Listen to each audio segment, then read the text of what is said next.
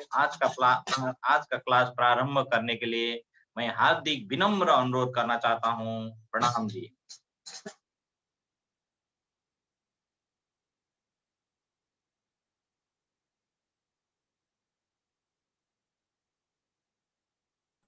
बोलो श्री प्राणनाथ प्यारे की जय, धाम के धनी की जय, सर्व सुंदर साथ की जय।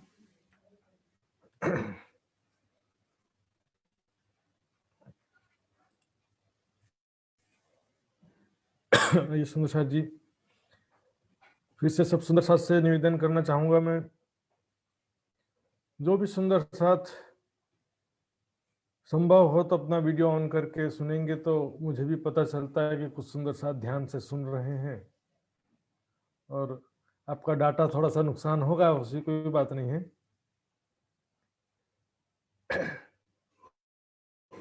बहुत ही अच्छा लगता है सुंदर साथ, ये सब सुंदर साथ भी आप सबका दर्शन करके धन्य धन्य हो जाते हैं। तो सुंदर साथ जी, ज्यादा समय न लेते हुए मैं विषय का प्रारंभ करूंगा।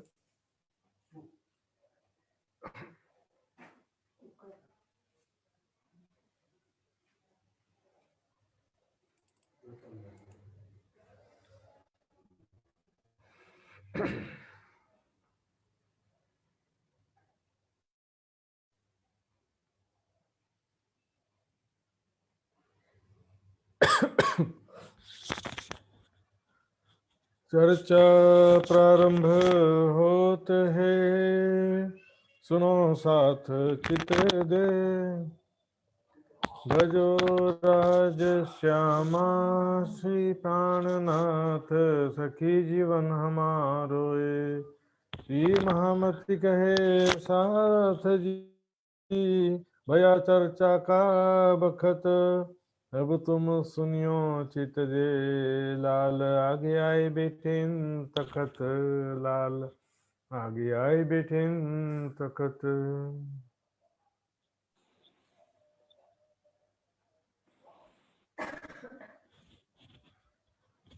प्रणाम सुंदर साथ जी। ऑनलाइन हुआ थे।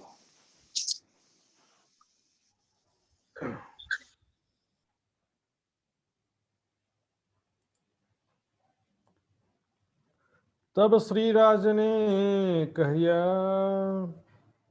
तुम आए इन काज, यह वस्त्र लेके पहुँचावने महाराज, पहुँचावने महाराज, हम सब राजा देखे,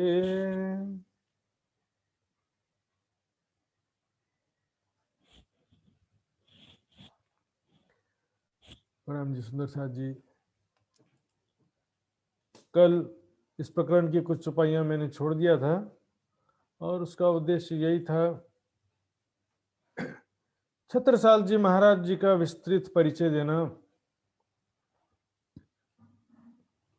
छत्रसाल जी महाराज जी के विषय में जो वितक साहब ग्रंथ में लिखा है उतना तो सब सुंदर साथ जानते हैं, लेकिन छत्रसाल जी का जन्म हुआ था संवत 1706 में, विक्रम संवत 1706, 1706 विक्रम संवत, और 1706 से लेकर 1740 के बीच में उनका जीवन कैसा था।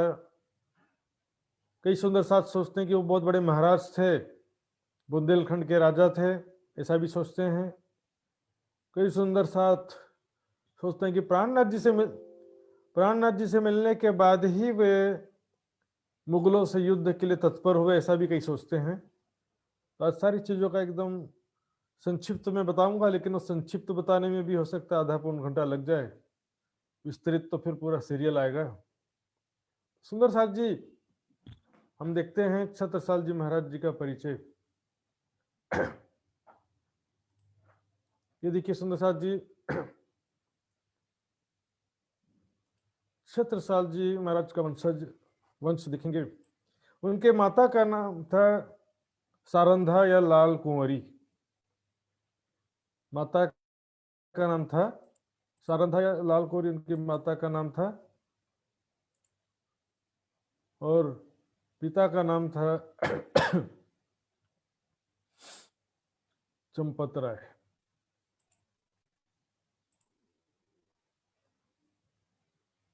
चंपत राय भी कोई राजा नहीं थे सुंदर साथ जी। देखिए 3 पीढ़ी यहाँ पर देखते हैं। महाराज रुद्र प्रताप जो राजा हुए थे, उनके इतने सारे बच्चे थे, 6 पुत्र थे। तो उनके तीसरे पुत्र जो थे उदयाजित, क्योंकि भी एक राजा के 6 बच्चे हैं तो 6 तो राजा नहीं बन सकते ना। राज परिवार था लेकिन 3 पीढ़ी पहले राजा हुए थे उनके। अब तीसरे पुत्र होने के कारण से इनको मिल गई महेबा की जागीर। महेबा की जागीर मिल गई। ये तो पुत्र तो 6 और 6 12 पुत्र थे। तो उदयाजित के जो पुत्र थे उसमें ये 5 पुत्र थे। उसके बाद जो है यहाँ पर भगवत राय थे, उनके भगवत राय के जो 4 पुत्र थे, चंपत राय, खंग राय, चंद राय, सुजान राय। ये बात को ध्यान रखेंगे सुंदर साथ जी। चंपत राय के जो पुत्र थे उसमें भी सारवाहन, अंगद राय, रतन शाह, छत्रसाल, गोपाल राय, ये मुख्य पुत्रों का नाम है। अभी इतना डिटेल्स में इसमें फिर से मैं वापस आऊंगा आपको लेके। पर मैं आपको ये बताना चाहता हूं कि छत्रसाल जी के जो पिताजी थे चंपत राय, चंपत राय ऑलरेडी मुगल शासन के खिलाफ संघर्षरत थे। ये प्राणनाथ जी से मिलने के बाद छत्रसाल जी पहली बार हुआ ऐसा नहीं। चंपत राय भी और रानी सारंधा भी, रानी सारंधा का दूसरा नाम है लाड कुंवरी, दोनों नाम है। इसलिए कई बार लोग बोलते हैं ये सही है कि वो सही है, दोनों एक ही का नाम है, सारंधा और लाड कुंवरी। तो उस समय का पीछे का ज्यादा नहीं जाते हैं हम, चंपत राय से शुरू करते हैं। तो चंपत राय जो है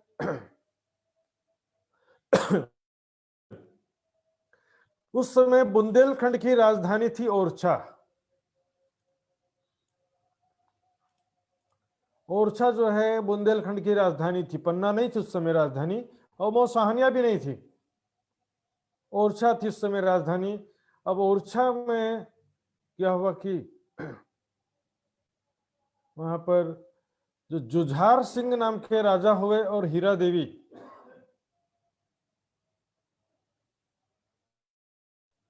तो वो सब क्या किए, पहाड़ सिंह ओरछा का राजा था, लेकिन उसके बाद जुझार सिंह भी आते हैं, और उनकी रानी जो हीरा देवी थी ये भी, ये सब चंपत राय को मारने का इन्होंने कई बार प्रयास किया।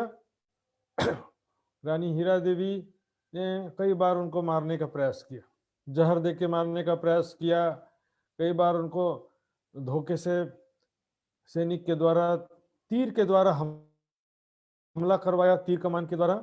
इस तरह से जब परेशान हो गए वो, तो अपने वापस लौट आते हैं अपनी जागीर महेबा, ओरछा छोड़ करके महेबा आ जाते हैं। ओरछा में जो बुंदेलखंड की राजधानी थी ओरछा, ओरछा को बहुत संभालने का प्रयास किया चंपत राय ने, लेकिन मुगलों ने क्या किया सुंदर साथ जी, मुगलों ने अपना चापलूस को राजा बना दिया। वहां पे उनका जो चापलूसी करता था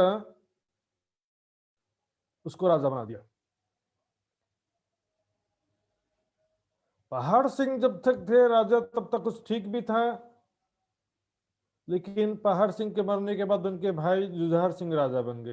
तो जुझार सिंह जो बन गए राजा, तो वो और ज्यादा कूटनीति थे, सोचते थे कि चंपत राय रहेगा तो प्रजा के बीच में मेरा महत्व कम हो जाएगा।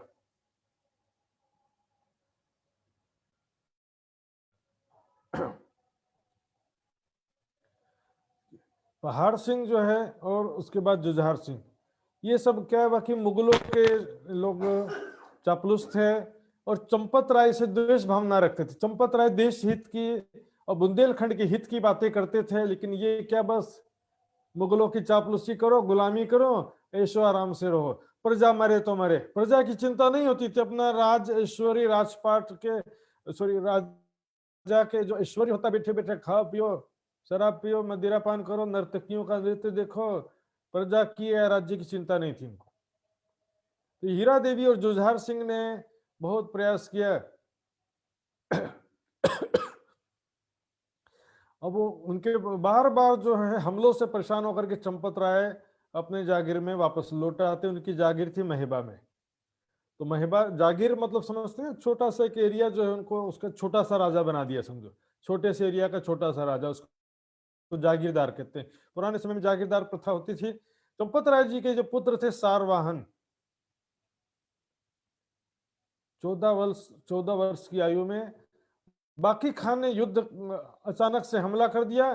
14 साल का बच्चा सारीवाहन बाकी खान से युद्ध करते करते वीर गति को प्राप्त हो गया। 14 साल का बच्चा कितना लड़ाई करेगा, आगे जो और देखते हैं। यहाँ से जो सारंधा, तीसरी रानी सारंधा थी, चंपत राय की तीसरी रानी थी सारंधा। उसके पुत्र थे छत्रसाल और पुत्री थी मानकुंवरी। नाम याद रखिएगा, मानकुंवरी, ये नाम मैं आगे बताऊंगा क्या बात है इसने। इसकी इकलौती सगी बहन थी। अब यहाँ पर समय आया छत्रसाल जी के जन्म का समय। अब चंपत राय को क्योंकि मुगलों ने विरोधी घोषित कर दिया था कि चंपत राय मुगल विरोधी हैं, उनको पकड़ करके गिरफ्तार कर लो, तो चंपत राय को जगह जगह भागना फिरता था पड़ता था। तो इसी समय में तारीख के इंग्लिश कैलेंडर के हिसाब से देखेंगे तो 4 मई 1649 और विक्रम संवत देखेंगे तो 1706, विक्रम संवत 1706 में छत्रसाल जी का जन्म का समय नजदीक आ रहा था। चंपत राय रानी सारंधा को लेकर के जंगल के बीच में एकांत पहाड़ी पर लेकर के वहां पर सुरक्षित रूप से बच्चे का जन्म हो जाए इसके लिए प्रयास कर रहे थे। लेकिन रानी हीरा देवी ऐसी कुटिल रानी थी, वो धूर्त रानी, न देश की चिंता न प्रजा की चिंता, बस उनका राजसी ऐश्वर्य बना रहे। उसने सारी सूचना दे दी मुगलों को। अब मुगल सेना वहां पर ककर कंचन नार की मोर पहाड़ी पर स्थित है। ये जगह था ककर कंचन नार की पहाड़ी बोलते हैं। ककर कंचन नार थोड़ा सा अटपटा लगेगा, तो इसको जो है आप बाद में कर लेंगे इसको एडजस्टमेंट। उसमें था ये हम देखेंगे, ये जो पहाड़ी थी वहां पर अचानक से मुगल सैनिकों ने चारों तरफ से घेर लिया। ये सीरियल में दिखा भी होगा प्राणनाथ जी के, इसमें बहुत ज्यादा विस्तार से नहीं लूंगा, जरूरी चीज बता रहा हूं मैं। तो अब अचानक से हमला कर दिया। उसी स्थिति में बच्चे का जन्म भी हो गया। परमधाम की शकुंडल की आत्म प्रकट होती है। बोलो श्री प्राणनाथ प्यारे की जय। देखो कैसी परिस्थिति में, पहाड़ में, पत्थर में, जंगल में जन्म हो रहा है। सुंदर शाह जी, जितने कष्ट में, दिव्य आत्माओं का जन्म हमेशा कष्ट में ही होता है और वो बड़ा बड़ा कार्य होता है उनसे। उनको परमात्मा जो है इसी कारण से कष्ट देते हैं कि उनसे बहुत बड़ा बड़ा कार्य लेना होता है। राज्य की कृपा हो रही है तो समझो आपसे बहुत बड़ा कोई सेवा कराना है। और वो जो है मुगल सेना अचानक से हमला कर देती है। तो चंपत राय बच्चे को छाती में बांधते हैं अपनी। देखेंगे, रानी ले कंधे चढ़ाए, रानी ले कंधे चढ़े, रानी जो सारंधा रानी थी उसको कंधे पर चढ़ा दिया, पुत्र को ही लगाए, बच्चा जन्म हुआ तो उसको छाती से बांध लिया।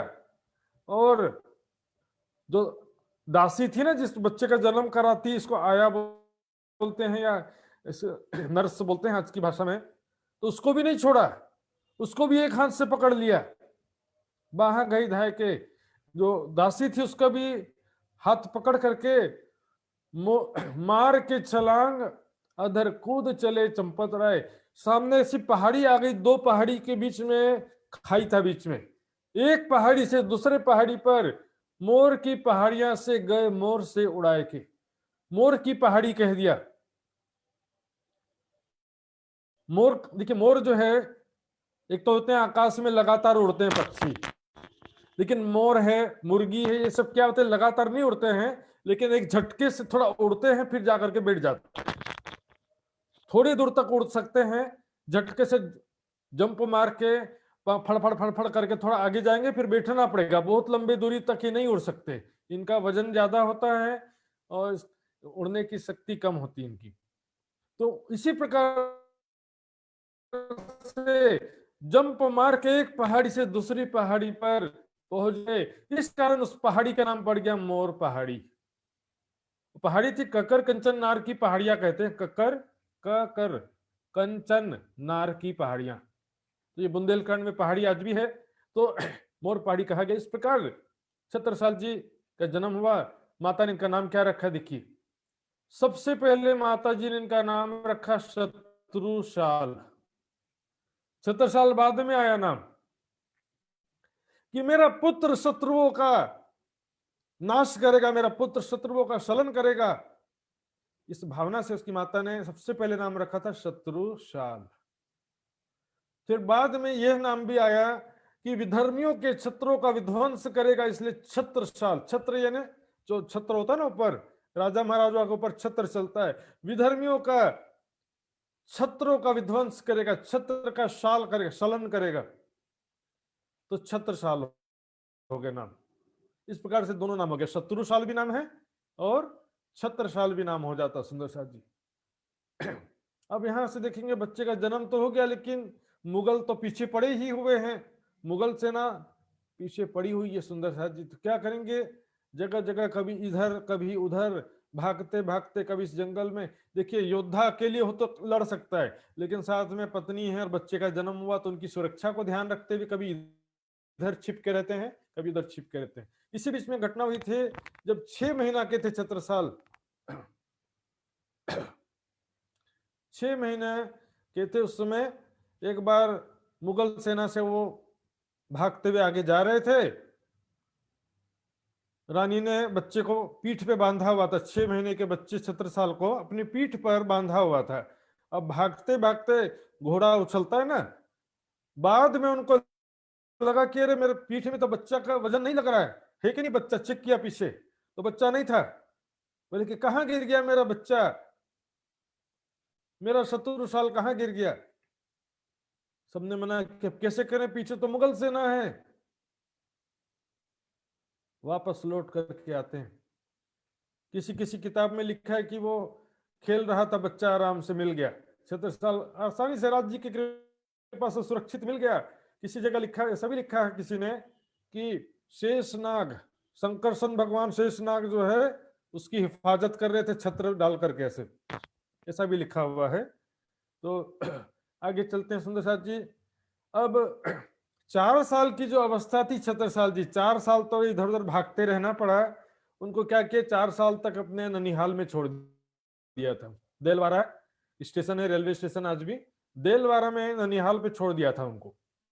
4 साल के बाद थोड़ा समझौता हुआ था उनका, चंपत राय का औरंगजेब बादशाह से कॉम्प्रोमाइज समझौता हो जाता ना, तो फिर वो मुगल सेना उनके पीछे जो पड़ी हुई थी थोड़ा शांत हुई। तो 4 साल की आयु से 10 साल की आयु के बीच में छत्रसाल जी और चंपत राय टेंशन फ्री थोड़ा सा समय रहा था। उस समय में छत्रसाल को हर प्रकार का हथियार चलाने की शिक्षा दोनों ने, माता पिता दोनों ने मिलकर के दिया। 11 साल की आयु में एक बार क्या हुआ, वहां पर एक देवी का मंदिर था, महेबा में देवी का मंदिर था। सुंदर जी, महेबा भी 2 प्रकार का कहते हैं, नूना महेबा और आज भी जो मऊ मकरवा है मऊ महेबा। तो मऊ महेबा अलग है, नूना महेबा अलग है। नूना महेबा इनका जो गांव है पैतृक गांव है, और मऊ महेबा जो है वो तो छत्रसाल जी ने बाद में एक नया गांव बसाया था। तो वहां नूना महेबा में एक देवी का मंदिर था, और 11 साल की आयु छत्रसाल जी, दूसरे बच्चे खेल रहे थे। माता ने उनको भेजा कि जा करके बगीचे से फूल तोड़ करके लाओ। 11 साल का बच्चा, छतरी तो छतरी होता है, सारवाहन को देखा हमने, छतरी छतरी होता है, बच्चा बड़ा ऐसा नहीं। वहां पर कुछ मुगल सैनिकों की टोली आ गई और पूछने लगे यहाँ पर देवी का मंदिर किधर है। तो बच्चे लोग कहते हैं हाँ हाँ इधर है। तो फिर पूछा आप लोग क्यों आए हैं, मंदिर में दर्शन करने पूजा करने आए हो। उन्होंने कह दिया मंदिर में पूजा करने नहीं, मंदिर को तोड़ने आए हैं। सुंदर साथ जी, भले बहुदेव पूजा का हम समर्थन नहीं करते, लेकिन किसी भी देवी देवता का, किसी महापुरुष का अपमान भी नहीं होना चाहिए। और धर्म में वैसे भी जबरदस्ती नहीं होती है। तो जो भी हिंदू वैदिक मान्यता में सभी देवी देवताओं को एक महापुरुष माना गया है। देवी का मतलब होता है या देवता का अर्थ क्या होता है, जिसमें दिव्य गुण हो। छत्रसाल जी ने जैसे ही सुना कि मंदिर तोड़ने आए हैं, मूर्ति तोड़ने आए हैं, तलवार निकाला और उस सेनापति, मुगल सेनापति का सर धड़ से अलग कर दिया। सुंदर साथ जी, गर्दन धड़ से अलग कर दिया। बाकी सैनिक तो डर के मारे भाग गए।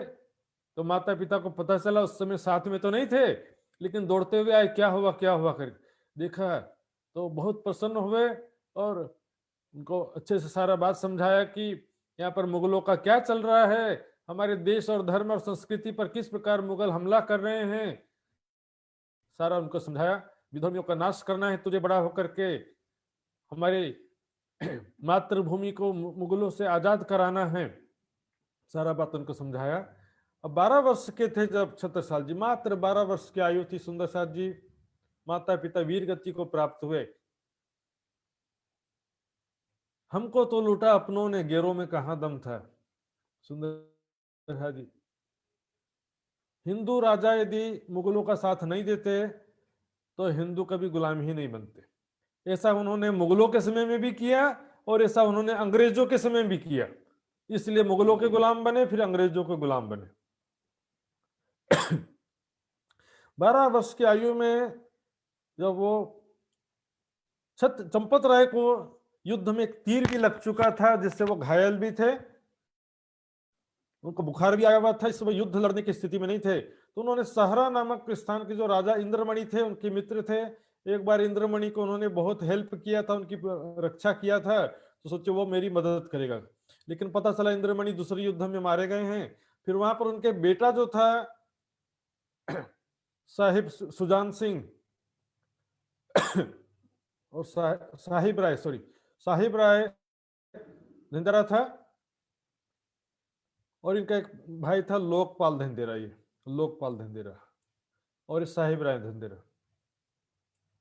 तो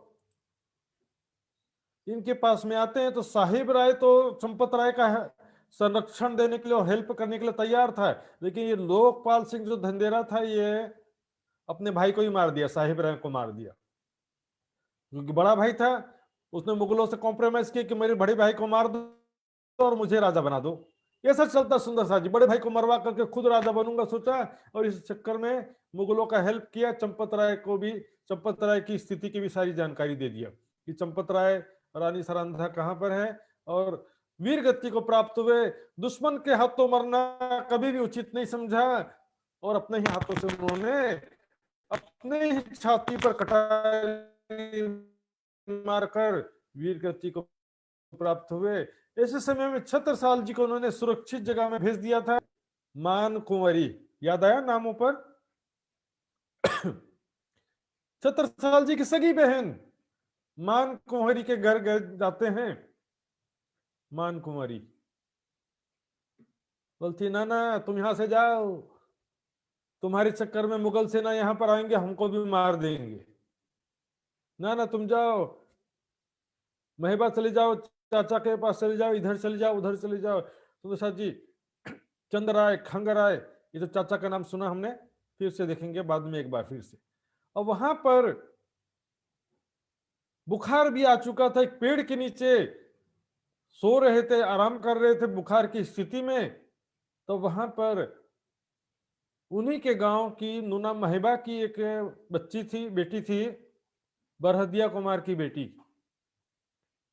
जिसकी शादी हुई थी यहाँ पर इसी गांव में, जिस गांव में उसकी बहन रहती थी, उसी गांव में। ये बरहदिया कुमार की बेटी थी, इसका नाम कहीं लिखा नहीं है, लेकिन इतना ही लिखा है कि बरहदिया कुमार की बेटी थी वो। उसने छत्रसाल जी को पहचाना, छत्रसाल जी को अपने साथ अपने घर ले गई। घर मतलब उसका ससुराल था, यहाँ पर शादी हो गई थी और ससुराल यहाँ था। तो उसने अपने घर ले गई और उसका पूरा हेल्प किया, उसको भोजन कराया।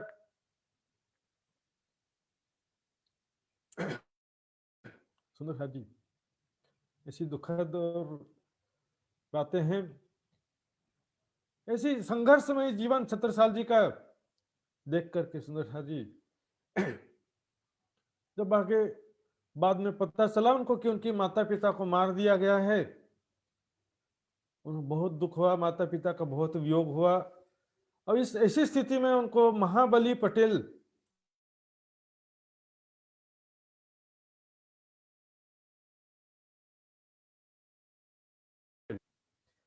माता सारंधा ने ऐसी ही विपत्ति के समय के लिए महाबली पटेल को कुछ गहने, नगदी और एक घोड़े का बछड़ा उनको दिया था कि हम मर जाएं, हमारी मृत्यु हो जाए तो बच्चों को, मेरे बच्चे छत्रसाल को ये सब चीजें तुम दे देना।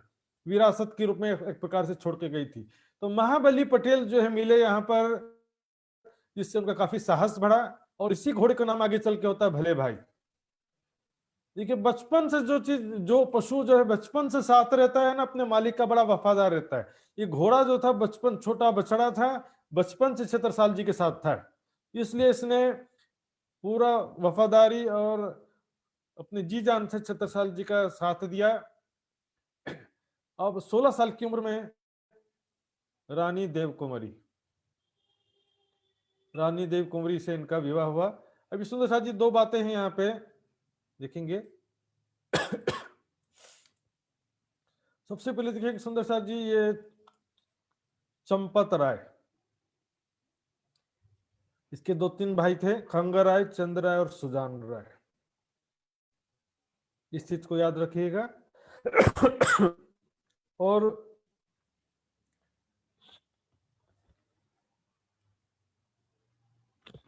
हम देखते हैं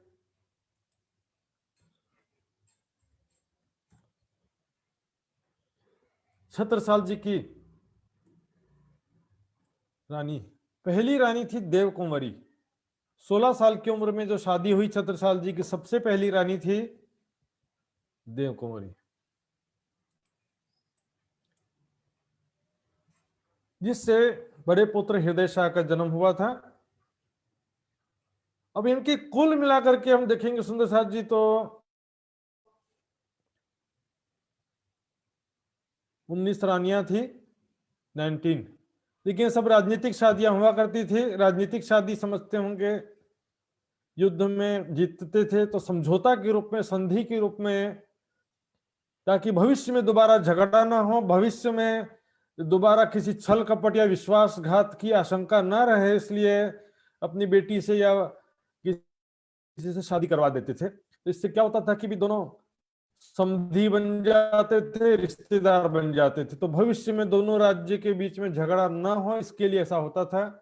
तो मैं ये बताना चाहता था कि देखिए, देव कुंवरी का ही दूसरा नाम है कमलावती। आज मऊ महबा में जाते हैं, मऊ मकरवा में, तो महारानी जी का महल है जिसका नाम है कमलावती रानी भी लिखा रहता है और देव कुंवरी भी लिखा रहता है। तीसरी रानी थी दान कुंवरी। देखिए, दान कुंवरी, इसी का नाम है सुशीला रानी। सुशीला रानी, जो मंझली रानी बोलते हैं ना, जिन्होंने साड़ी का पावड़ा किया था, ये दान कुंवरी थी। और बाकी बहुत सारी रानियां थी, लेकिन वितक साहब में 2 रानियों का वर्णन आता है, देव कुंवरी और सुशीला रानी, जिसका नाम है दान कुंवरी। तो देव कुंवरी का दूसरा नाम है कमलावती और दान कुंवरी का दूसरा नाम है सुशीला। उसके गुण स्वभाव से बहुत सुशील थी, इसलिए उसको नाम रख दिया गया था सुशीला। तो सुंदर साथ जी, यहाँ विचार करने की बात है। ये तो खैर रानी और बच्चों का जो है, दान कुंवरी का जो बेटा था जगतराज। अब आते हैं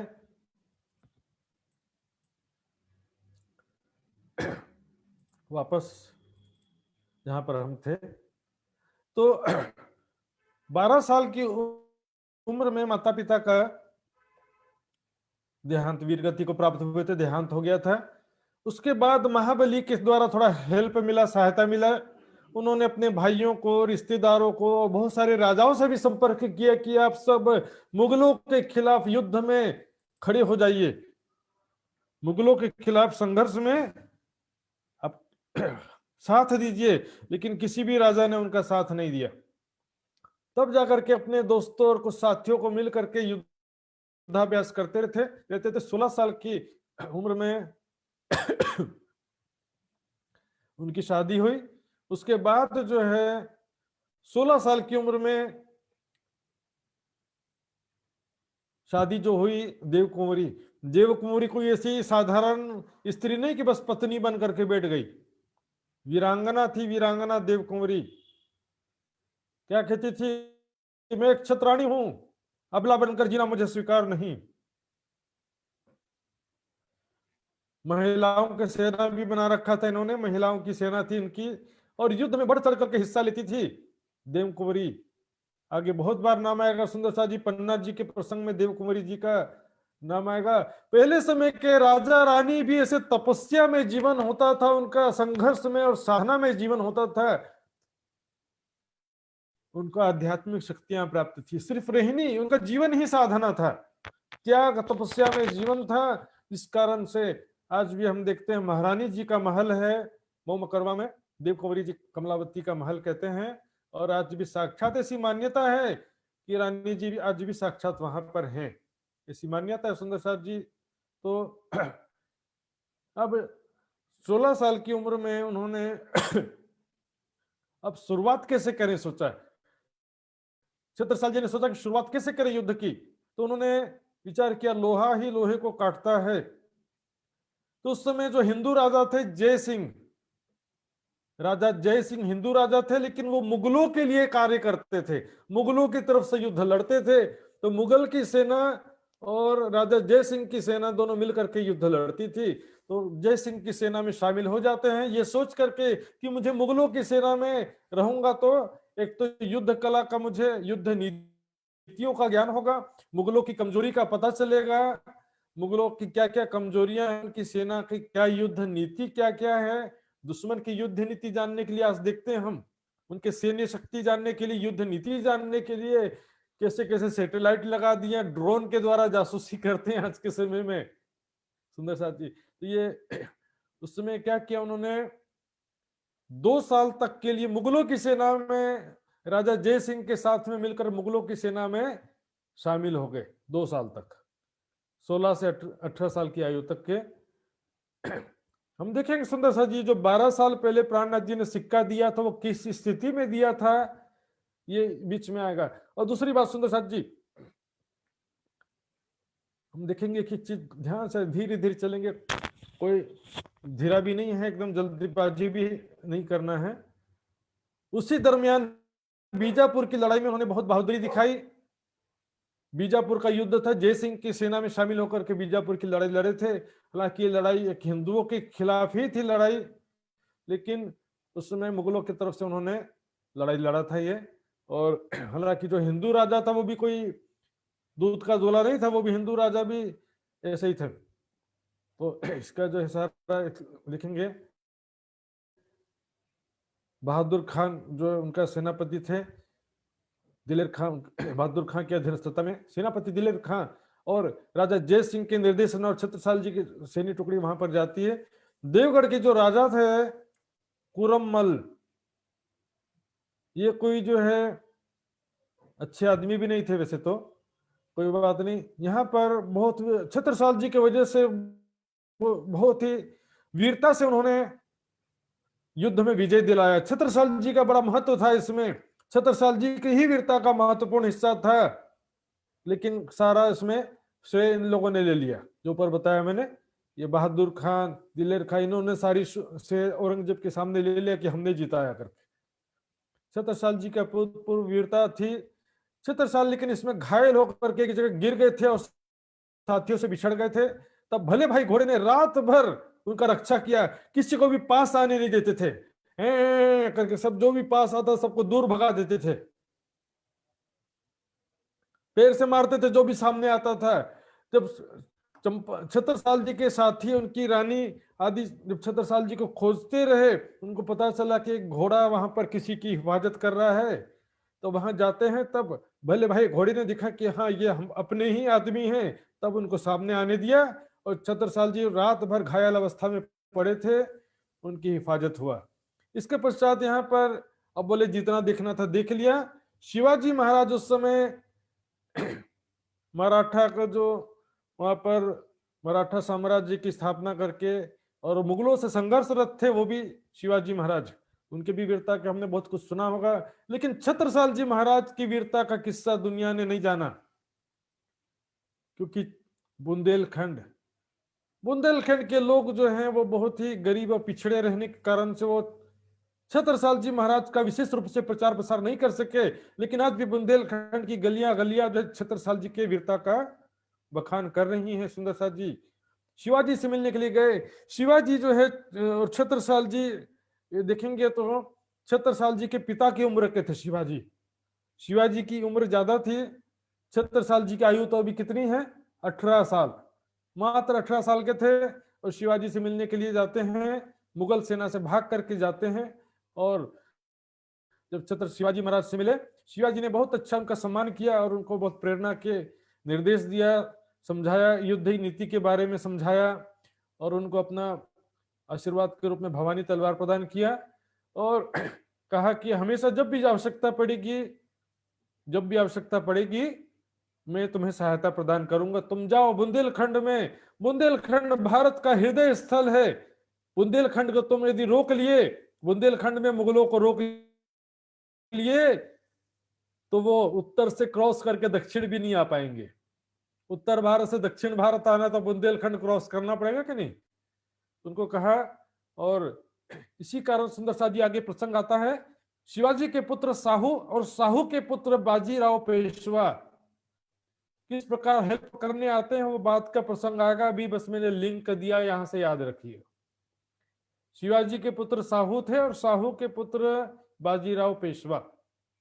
तो क्योंकि शिवाजी छत्रसाल जी को अपने पुत्र के समान मानते थे और साहू जो है छत्रसाल जी के लगभग समान उम्र के थे, तो साहू का जो पुत्र था बाजीराव पेशवा, वो छत्रसाल जी को कक्का जो लिखा है लेटर में हम देखेंगे, हस्तलिखित पुराने जमाने के जो पत्र हैं तो उसमें बाजीराव पेशवा छत्रसाल जी को कक्का जू कहते थे, काका।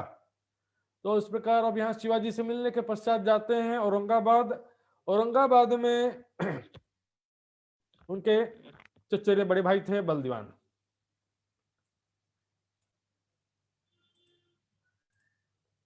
सुंदर साथ जी आइए, बोलो श्री प्राणनाथ प्यारे की जय। शांति से देखेंगे सुंदर साथ जी, कोई जल्दी नहीं है।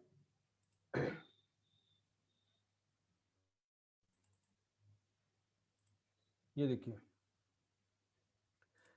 क्योंकि इस तरह की प्रचार हमारे उसमें समाज में और होता है कि भाई चाचा थे कि चचेरे भाई थे, बलदीवान चाचा थे कि चचेरे भाई थे, कोई बोलेगा चाचा थे, कोई बोलेगा चचेरे भाई थे। तो ऊपर मैंने आपको पहले दिखाया था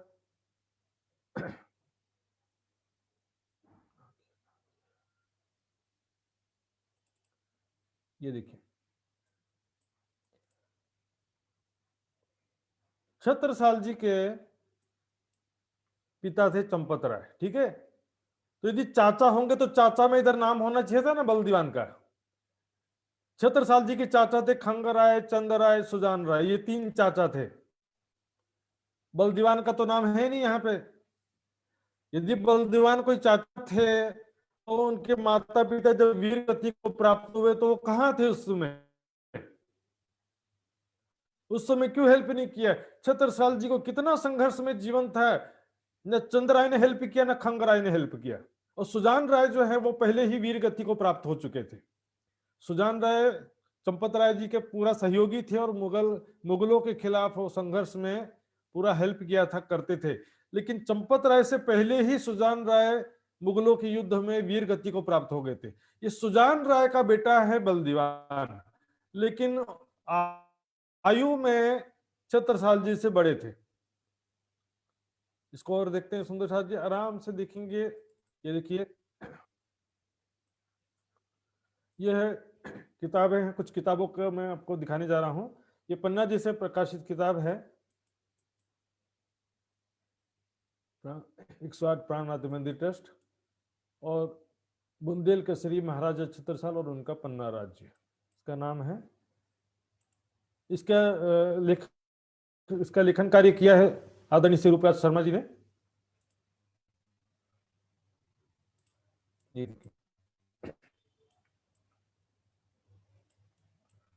ये लिखा देखिए 10वां नंबर में देखेंगे, बोगोता छतर चचेरे भाई बलदीवान से भेंट। चचेरा भाई, कजन ब्रदर, चचेरा भाई था बड़ा भाई था, जरूर बड़ा था उम्र में, लेकिन चचेरे भाई थे।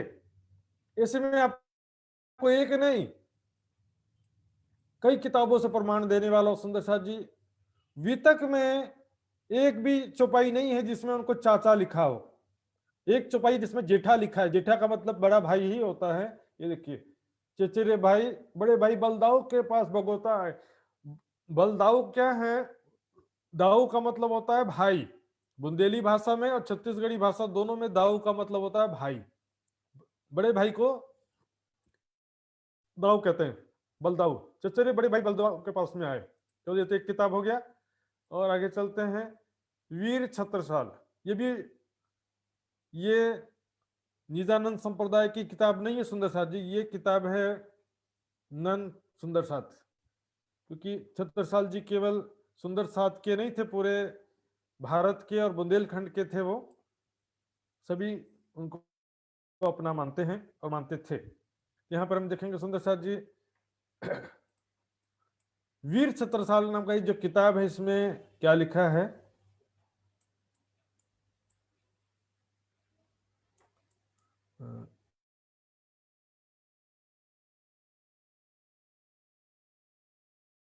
इसके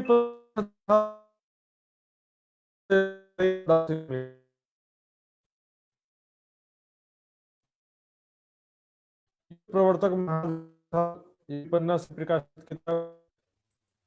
इसमें देखते हैं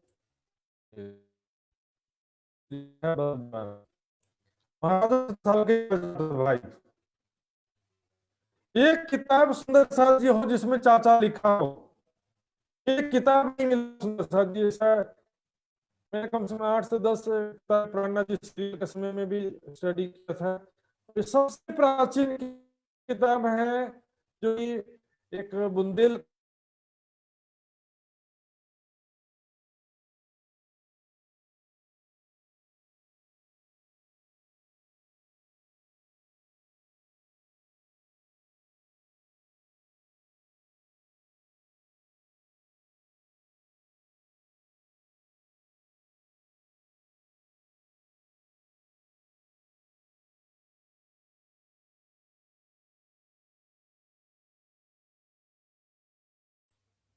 हाँ सुंदर साथ जी पर ध्यान देंगे। बुंदेलखंड का इतिहास ये जो है सबसे प्राचीन किताब है, 100 साल से भी ज्यादा पुराना किताब है बुंदेलखंड के विषय में। इसमें भी सुंदर साथ जी हम देखेंगे, ये देखिए सबसे नीचे में देखेंगे, औरंगाबाद में बल दीवान बलदाऊ से मिलन। तो वहां अपने चचेरे भाई बल दीवान के पास औरंगाबाद पहुंचे और इनके पिताजी का नाम भी लिखा हुआ है।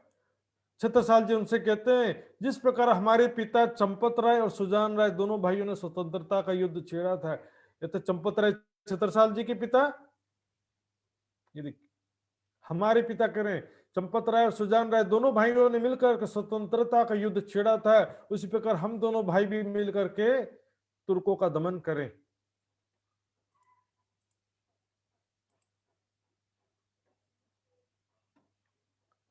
तो सुंदर साथ जी इतने सारे प्रमाणों से हम देखेंगे, ये बुंदेलखंड का इतिहास एक दूसरा किताब है, दीवान प्रतिपाल सिंह के नाम से लिखा है। ये इन्होंने भी यही बात लिखा बल दीवान के विषय में देखेंगे। तो बल दीवान अपने चचेरे भाई वीर बलदाऊ के पास औरंगाबाद गए। तो सुंदर साथ जी विचार करने की बात है, चचेरे भाई थे, यही निष्कर्ष निकलता है। मैंने आपको कम से कम 5-6 किताब का भी दिखाया है। तो उनके पास में गए थे, उन्होंने क्या किया,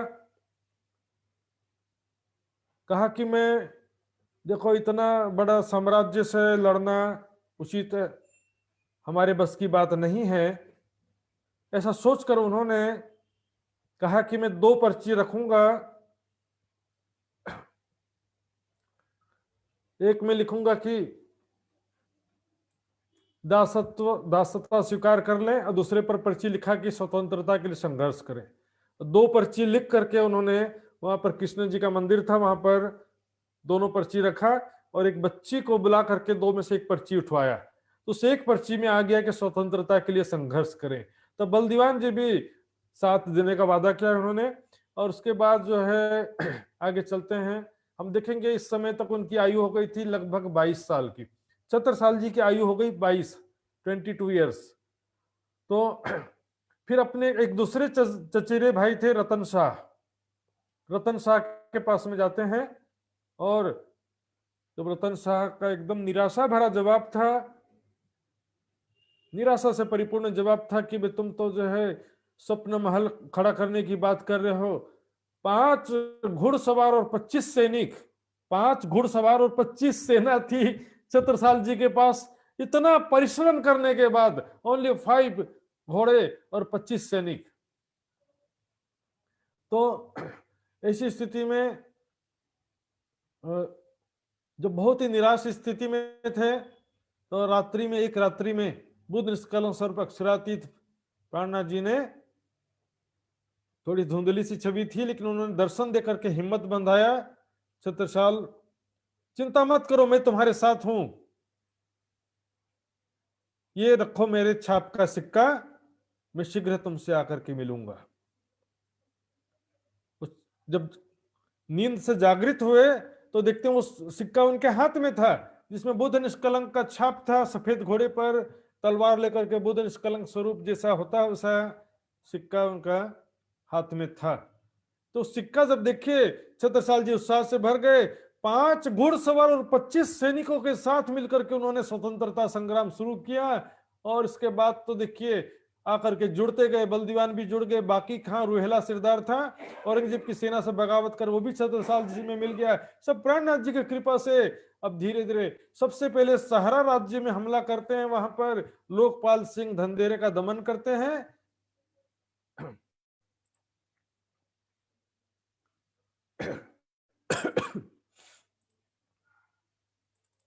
सहरा में हमला करके, और इस बीच में हम देखेंगे सुंदर सा जी, प्राणनाथ जी तो मिले थे जब छत्रसाल जी की आयु थी 34 ईयर्स, यंग बोल सकते, युवा अवस्था थी छत्रसाल जी की। प्राणनाथ जी के समक्ष छत्रसाल जी आयु के हिसाब से देखेंगे तो बच्चे के समान थे। संवत 1740 में जब छत्रसाल जी प्राणनाथ जी से मिलते हैं, उस समय छत्रसाल जी की उम्र मात्र 34 साल थी, जबकि मिहिराज ठाकुर की आयु उस समय देखेंगे तो नश्वर तन में जिसमें राज्य विराजमान, तन की आयु थी 65 ईयर्स। वो 65 साल के थे, छत्रसाल जी 34 साल के थे। उन्होंने इस समय में, और ये 22 साल जब सिक्का मिला, 22 साल की आयु से लेकर 34 साल की आयु तक बीच में 12 साल का समय है। ये 12 साल में छत्रसाल जी ने इतनी सारी लड़ाइयां लड़ी हैं। हम देखेंगे फिदाई खां का पहला आक्रमण, फिर फिदाई खां का दूसरा आक्रमण, फिर सैयद बहादुर फौजदार को पराजित करना, इस तरह से फौजदार खालिक से प्रथम युद्ध और द्वितीय युद्ध, 2 युद्ध हुआ उनसे। रणदौल्ला खान से युद्ध हुआ 1730 में, ये सबका समय भी लिखा हुआ 1729 में।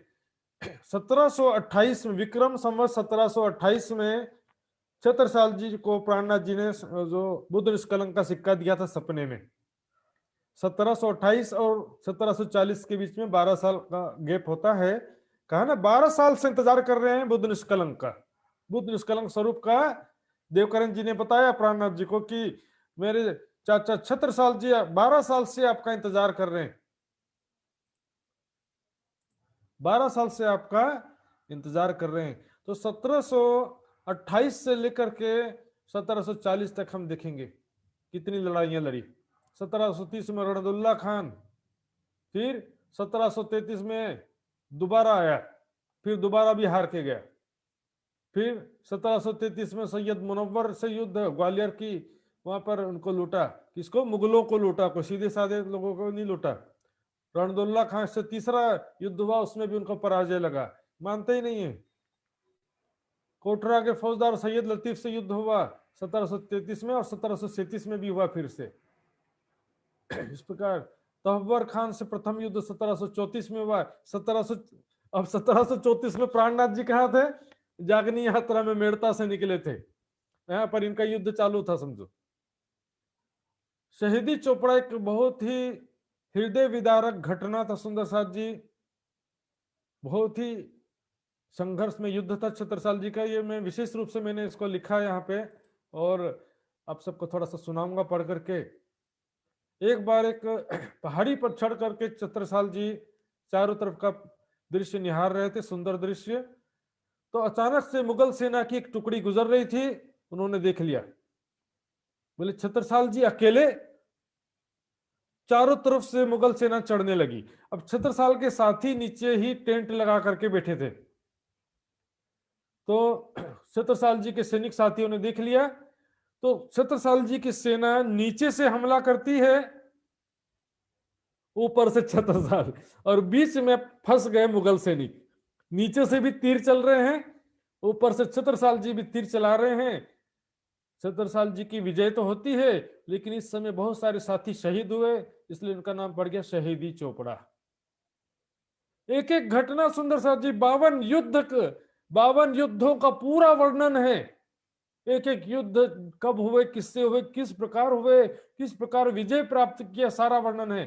तव्वर खां से रामनगर का द्वितीय युद्ध, और देखेंगे आगे करम इलाही से युद्ध हुआ, तहब्बर खां से तीसरा युद्ध हुआ, और धमोनी के फौजदार सदरुद्दीन को पराजित कर धमोनी की लूट हुई। इस प्रकार से सुंदर शाह जी हम देखेंगे। अब्दुस समद से शादीपुर में युद्ध हुआ, मिर्जा सदरुद्दीन से विकट युद्ध हुआ, 1737 में युद्ध हुआ ये, और मुगल सेनापति हमीद खान को पराजित किया 1737 में ही। उनका लड़ाई 12 साल से युद्ध लड़ रहे हैं। प्राणनाथ जी की कृपा से, बुद्ध निष्कलंक स्वरूप के आशीर्वाद से एक भी युद्ध में पराजय नहीं लगा। उस सिक्का को छत्रसाल जी ने अपने गले में लॉकेट बना के पहन लिया, ये मेरे उस प्राण प्रीतम का आशीर्वाद है। बहलोल खां कमायानी से युद्ध हुआ, बहलोल खां मयानी से 1737 में ही युद्ध हुआ है। मुराद खां से युद्ध हुआ, उसका वध भी कर दिया 1738 में। इस प्रकार अब ये जो समय आता है शेर अनवर खान से खेरागढ़ में युद्ध हुआ 1739 में। धीरे धीरे हम पहुंच रहे हैं 1740 की तरफ।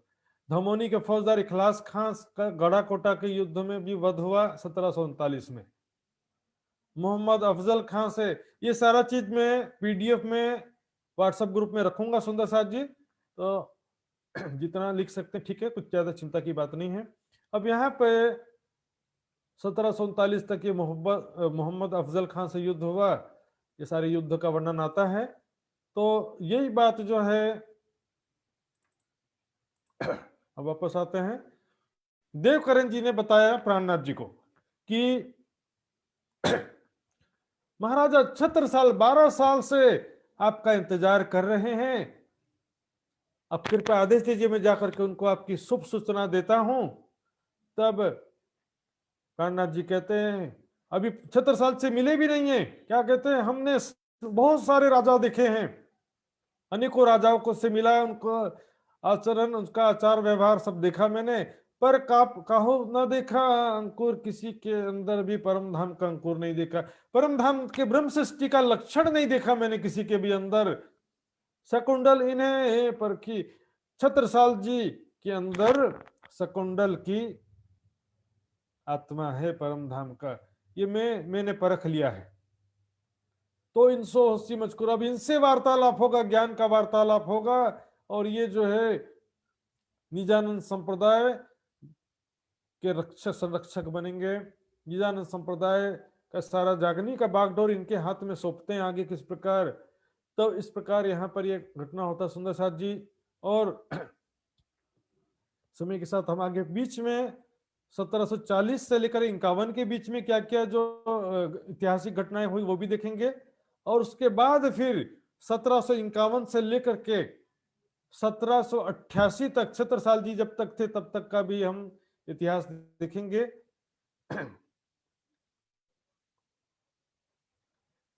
धर्मा मिली लाल को राह में जाते हैं, इस प्रकार लालदास जी को रास्ते में धर्मा डोकरी मिली। उन्होंने क्या बताया, तुम्हारी बात देव जी ने करी छत्रसाल आगे, देवकरण जी ने आपकी बात छत्रसाल जी महाराज के सामने कर दी है। बुद्ध निष्कलंक स्वरूप आए हैं, जो संदेश देने देवकरण जी गए थे वो संदेश उन्होंने छत्रसाल जी को सुनाना शुरू कर दिया है। ये बात धर्मा डोकरी उधर से आई थी तो बता दिया उन्होंने। ये बात सुन लाल ने आए आगे करी श्रीराज की, ये बात सुनकर लालदास जी ने प्राणनाथ जी के आगे ये बात बताई कि मुझे सब धर्मा डोकरी ने बताया है कि छत्रसाल जी के सामने देवकरण जी ने ये बात रख दिया है। बात अपनी होने लगी, छत्रसाल जी के आगे हमारी बात चर्चा, उन्होंने संदेश पहुंचाना शुरू कर दिया है, ज्ञान की बातें समझाना शुरू कर दिया है।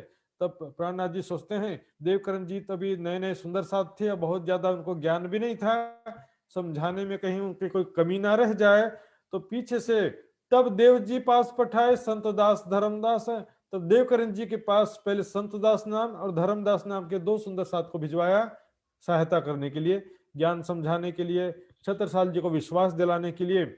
पाती लिख पहुंचाई, कईयों संदेशों का चिट्ठी लिख करके साथ में भेजा कि हमारी तरफ से चिट्ठी भी दे देना। फिर अगरिये से भेजे लाल उत्तम जीवन, अगरिये से फिर लाल दास, उत्तम दास और जीवन दास, तीन सुंदर साथ जी को भी भेजा, और गोविंद दास को भेजे ऊपर मुमिन, इनको भी भेजा कि जाओ लालदास उनको अच्छी तरह से ग्रंथों से समझाना। इस तरह से सब सुंदर साथ जाते हैं। तो ये चौपैया मैंने आगे नाम वाली का ले लिया था। पहले सूरत सिंह सुनी, बीच रामनगर का थोड़ा सा रिकेप करते हैं, दोहराने का ये कुछ चौपाइयां। सूरत सिंह ने रामनगर में सबसे पहले प्राणनाथ जी के चरणों में आए थे, पहले मतलब देवकरण जी से पहले, और देव जी को दिखाया तो कहा पैगंबर। सूरत सिंह ने फिर देवकरण जी को पहचान कराया, प्राणनाथ जी के चरणों में लाया, इस कारण से उनको भी पैगंबर कहा गया, क्योंकि ज्ञान सुनाने का मतलब पैगाम देना है ना, पैगंबर, पैगाम देने वाले को, ज्ञान सुनाने वाले को भी पैगंबर कहा जाता है। इसलिए 12,000 ब्रह्म सृष्टियों को भी पैगंबर कहा गया। सुंदर साथ जी आए राज रामनगर, तहां विराजे बरस दोए। तो प्राणनाथ जी रामनगर आए थे तो वहां पर 2 वर्ष तक रहे थे रामनगर, पूरे 2 साल रहे रामनगर में। मिले दीवान देवकरण, ईमान लिया से वहीं पर दीवान देवकरण प्राणनाथ जी के चरणों में आते हैं, उनकी ज्ञान चर्चा सुनकर, उनके दर्शन करके उन पर विश्वास ले आए थे। अब उनके मन में उमंग अंग में आइया कहूं जाए छत्रसाल, क्योंकि देवकरण जी को मालूम था कि छत्रसाल जी 12 साल से किसी बुद्ध निष्कलंक स्वरूप का इंतजार कर रहे हैं। 12 साल से देवकरण जी को मालूम था ये बात, क्योंकि उन्हीं के तो भतीजे हैं, देवकरण छत्रसाल जी के भतीजे थे। तो उनके मन में ये बात आई कि ये तो वही बुद्ध निष्कलंक स्वरूप है जिनका छत्रसाल जी महाराज 12 साल से इंतजार कर रहे हैं। सुंदर साथ जी, छत्रसाल जी जो महाराज के नाम से शोभा के लिए यहाँ पर हम महाराज शब्द प्रयोग करते हैं, वैसे राज परिवार के तो थे ही, लेकिन उस समय बुंदेलखंड की राजधानी थी ओरछा, और ओरछा में कोई दूसरा ही राजा था। छत्रसाल जी इस समय राजा नहीं थे, वो केवल एक स्वतंत्रता सेनानी के रूप में यहाँ पर युद्ध करते थे। तो स्वतंत्रता सेनानी के रूप में खबर कर जी महाराज को दिया पैगाम पहुंचाए।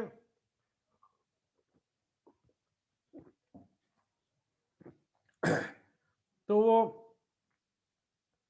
उमंग अंग में आइया कहूं जाए छत्रसाल, मंग में बड़ा उत्साह है कि मैं खुशखबरी छत्रसाल जी महाराज को सुनाऊं ताकि वो बहुत प्रसन्न हो। इस समय तक सुंदर साथ जी मैं एक बात बताना भूल गया, क्योंकि स्वतंत्रता सेनानी के रूप से युद्ध तो कर रहे थे, लेकिन लीडर तो चाहिए ना, मुखिया तो चाहिए। तो उस समय सब की एक मीटिंग हुई थी, जैसा कि किताब में लिखा हुआ, ऐतिहासिक किताबों में लिखा है, उसमें मीटिंग हुई थी, बैठक हुई थी कि मुखिया बनाने के लिए, मुखिया किसे बनाया जाए। तो छत्रसाल जी महाराज ने क्योंकि बल दीवान जो चचेरे भाई थे लेकिन उम्र में छत्रसाल जी से बड़े थे, तो उन्होंने छत्रसाल जी महाराज ने बल दीवान का नाम प्रस्तावित किया था कि बल दीवान हम भाइयों में सबसे बड़े हैं, इसलिए बल दीवान जी को मुखिया बनाया जाए। लेकिन बल दीवान जी ने प्रस्ताव किया छत्रसाल जी का, मैं उम्र में भले बड़ा हूं लेकिन छत्रसाल जी नेतृत्व में और युद्ध कला में मेरे से ज्यादा निपुण हैं, इसलिए छत्रसाल जी को ही मुखिया बनाया जाए और मैं उनके साथ में हूं। ऐसा नहीं कि वो मुखिया बनेंगे तो मैं नाराज होकर चले जाऊंगा, ऐसा नहीं। मैं उनके पूर्ण रूप से उनके समर्थन में हूं।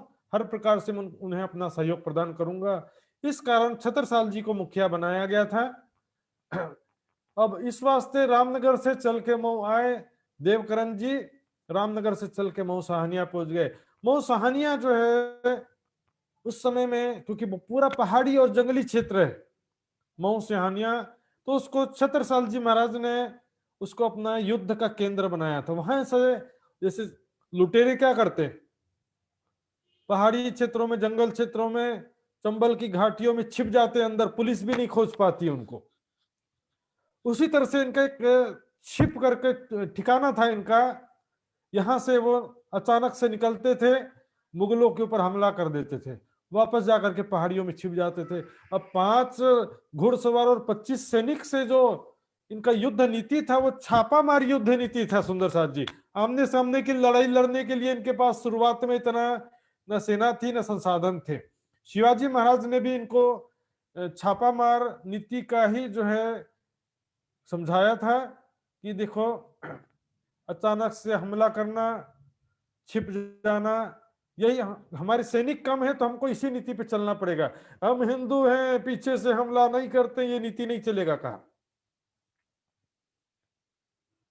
तो ये जो छापामार नीति के हिसाब से करते थे। तो मऊ साहनिया क्योंकि पहाड़ी और जंगली क्षेत्र होने के कारण से छत्रसाल जी महाराज के लिए ये बहुत ही उचित स्थान था युद्ध के लिए। उस समय मऊ साहनिया में थे।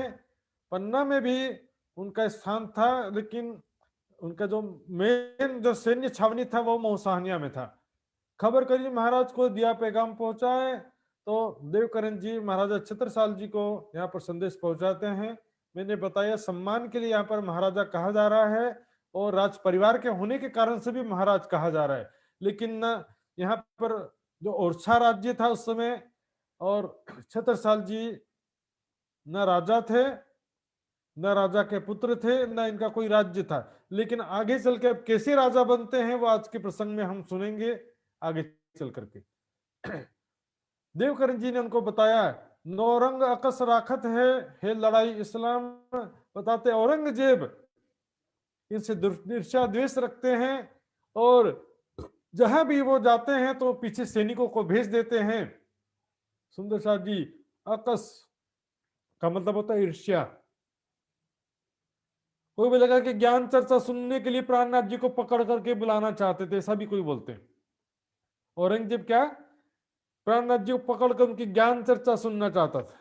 हकीकत का ज्ञान यदि सुनना चाहता तो फिर शरीयत को क्यों पकड़ के रखा था? और क्या जबरदस्ती पकड़ करके कोई ज्ञान सुनता है? दिल्ली में तो ज्ञान सुना नहीं, अब क्या ज्ञान सुनेगा? सुंदर साथ जी स्पष्ट लिखा है, ये द्वेष, ईर्ष्या द्वेष रखते थे कि एक हिंदू होकर के ये इमाम मेहदी का दावा क्यों कर रहे हैं। धार्मिक लड़ाई थी ये, हे लड़ाई इस्लाम, धर्म की लड़ाई थी। हिंदू बैरागियों से, प्राणनाथ जी से उनको समस्या बस यही थी कि हिंदू होकर के इमाम मेहदी का दावा क्यों कर रहे हैं। चरणों में आने की तो बात सुंदर साथ जी था ही नहीं कोई। न 12 मोमिनों से ज्ञान चर्चा सुना, न प्राणनाथ जी से सुना। ये प्राणनाथ जी से सुना होता तो क्यों कहते कि हम उनको चर्चा सुना करके समझाएंगे। उदयपुर में भी कहा प्राणनाथ जी ने, रामनगर में भी ऐसा कहा। अंकुर असल का सुनत ही करे चेतन, इधर छूट गया। दावत सब ठोरो करी बुलाओ अपने ठाम। देवकरण जी कहते हैं कि श्री प्राणनाथ जी ने सभी हिंदू राजाओं को प्रेरित किया, दावत करना है नहीं, उनको प्रेरित किया कि मुगलों के खिलाफ अब तलवार लेकर के खड़े क्यों नहीं होते हो। राजा ने मलोरे राणे राय तणो धर्म जाता रे कोई दौड़ो। सबको प्रेरित किया धर्म की रक्षा के लिए, आगे आओ हिंदू राजाओं। लेकिन किसी ने भी उनको साथ नहीं दिया। बुलाओ अपने ठाम, अब आप कृपा करके उनको अपने पास बुलाइए, और उनकी आशीर्वाद से निश्चित रूप से आप युद्ध में विजय प्राप्त कर ही रहे हो 12 साल से, और आगे और ज्यादा सफलता आपको प्राप्त होगी। अंकुर असल का सुनत ही करे चेतन, क्योंकि परम धाम का अंकुर था, और खास तौर पे राज्य का हुक्म। अंकुर तो उधर औरंगजेब के अंदर भी था, लेकिन क्या करे बिहारी जी के अंदर भी था। लेकिन सुंदर साथ जी हम देखते हैं पिक्चर में हीरो जो बनता वो भी अच्छे कलाकार को ही बनाया जाता है, और विलेन भी अच्छे कलाकार को ही बनाया जाता है। दोनों कलाकार ही होते हैं। यहाँ पर आत्माओं में से भी एक दो को हीरो बना दिए हैं और आत्माओं से ही एक आध दो को विलन बनाया, ऐसा समझ सकते हैं। अब बलदीवान की आगे बात करी देवकरण, और वहां पर चचेरे बड़े भाई बलदीवान, सुंदर साथ जी हस्त लिखित पत्री में बलदाऊ लिखा हुआ है। सुंदर साथ जी आप किताबों में देखेंगे बलदाऊ, बलदाऊ का मतलब ये होता कि बड़ा भाई। बात करी देवकरण, देवकरण जी ने उनके सामने भी सारी बात बताया कि जिनका 12 साल से इंतजार कर रहे हैं वो बुद्ध निष्कलंक स्वरूप अक्षरातीत परब्रह्म प्राणनाथ पधार चुके हैं। कृपया करके उनको अपने राज्य में, अपने शहर क्षेत्र में बुलाइए उनको। दिल में विचारते लालदास पहुंचे। अबे देवकरण जी के बात का विचार कर ही रहे थे तो लालदास जी को भी अगरिये से भिजवाया था सुंदर साथ जी। अगरिये से लालदास जी को भिजवाया था, वो भी पहुंच गए। देखिए सुंदर साथ जी, हमें गढ़े और अगरिये का सारा लोकेशन देख लेते हैं एक बार। ये देखिए, ये है गढ़ा, कल सुना था हमने। इसके बाद ये आ गया अगरिया, अगरिया लिखा है ना। यहां से फिर ये है पन्ना जी, और ये है मऊ सहानिया। पन्ना जी मऊ सहानिया में भी लगभग 80 किलोमीटर का डिफरेंस है। तो यहां से अगरिये से लालदास जी को भेजा था, वो भी पहुंच गए। तो अब दिल में विचारते लालदास पहुंचे। छत्रसाल जी इस बात का विचार कर ही रहे थे, क्या सही में आ गए वो बुद्ध निष्कलंक स्वरूप जिसका मैं 12 साल से इंतजार कर रहा हूं, क्या सही में पहुंच गए? ऐसे विचार कर ही रहे थे, सही है कि झूठ है, कि देवकरण जी को कहीं गलतफहमी तो नहीं हो गई है, ऐसा विचार कर ही रहे थे। लालदास जी पहुंच गए। आए उत्तम दास आनंद सो वाणी राज की गावते, और उत्तम दास जी भी साथ में पहुंचे। धाम धनी के वाणी का गायन करते हुए, उच्चारण करते हुए पहुंच गए। सुने श्लोक महाराज ने भागवत के, कहे लालदास। लालदास जी ने श्रीमद् भागवत से कुछ प्रमाणिक श्लोक बताया उनको, अखंड ब्रजरास के विषय में और योग माया के विषय में, और कलयुग के में जो बुद्ध निष्कलंक के संबंधित जो प्रमाण लिखे हैं 12वें स्कंध में, वो सारी बातें उनको श्लोक के माध्यम से समझाया लालदास जी ने। क्योंकि देखो, एक तो होता है कि भी श्रद्धा के हिसाब से बताया देवकरण ने कि भाई बुद्ध निष्कलंक स्वरूप पधार चुके हैं, लेकिन प्रमाण भी जरूरी होता कई बार। तो प्रमाण जो है लालदास जी ने भागवत के प्रमाण से समझाया, बुद्ध निष्कलंक स्वरूप सारी बातें समझाया। तब श्री जी साहेब के चरण की दिल में लई, तब छत्रसाल जी के हृदय में और जिज्ञासा हुई और बेचैनी बढ़ी कि मैं कब उन बुद्ध निष्कलंक स्वरूप श्री जी साहेब प्राणनाथ जी का दर्शन करूं। दिल में आशा उत्पन्न हो गई। अब श्री जी साहब को बुलावने जाओ देव जी तुम। तब तुरंत छत्रसाल जी ने आदेश दिया देवकरण जी को, जाओ देवकरण तुम मेरी तरफ से श्री जी साहब जी को आमंत्रित करो, प्राणनाथ जी को आमंत्रित करो हमारे राज्य में आने के लिए। लाल उत्तम को ले जाओ, स्वामी आए बुलावन हम, और लाल दास उत्तम दास को भी साथ में ले जाओ। हालांकि लालदास जी तो आए थे प्राणनाथ जी की तरफ से, लेकिन कहते हैं लालदास अब तुम मेरी तरफ से जाओ और प्राणनाथ जी को सम्मान पूर्वक, आदर पूर्वक हमारे राज्य में आने के लिए आमंत्रित करो। तहां से विदा हो के आए अगर ये पहुंचे, तो वहां से विदा होकर के देवकरण जी, लालदास जी आदि पहुंच जाते हैं अगरिये। इस समय में प्राणनाथ जी अगरिये में थे, भी पन्ना नहीं पहुंचे थे। रिझाए मिलते राज को, प्राणनाथ जी को मिलते ही उनको ऐसी खुशखबरी सुना करके प्रसन्न किया।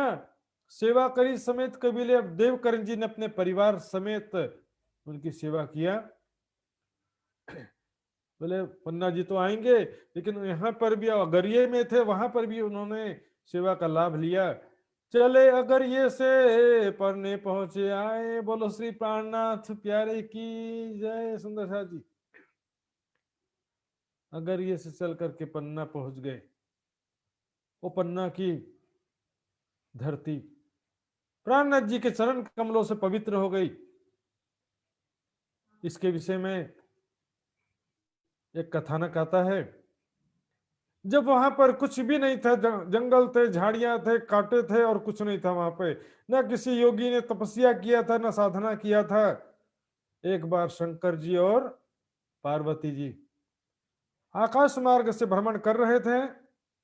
अचानक से शंकर भगवान ने उनके विमान को नीचे उतार दिया, इसी पन्ना जी के धरती पे विंध्याचल पर्वत के ऊपर। यहाँ पर उनको विमान को उतारा और सिर झुका करके दंडवत प्रणाम करने लगे, सजदा करने लगे। तो पार्वती कहती है, भोले, आपका नाम ही है भोलेनाथ और नाम में काम भी भोले।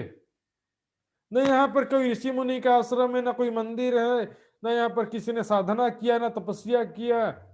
या क्या है जो आप इसे झाड़ी जंगल पे सिर झुका रहे हो? शंकर भगवान कहते हैं, पार्वती, भले अभी कुछ नहीं है, लेकिन ये वही धरती जहां पर वे परब्रह्म अक्षरातीत बुद्ध निष्कलंक स्वरूप में प्रकट होंगे अपनी आत्माओं के साथ। यहां पर ब्रह्म लीला होगी।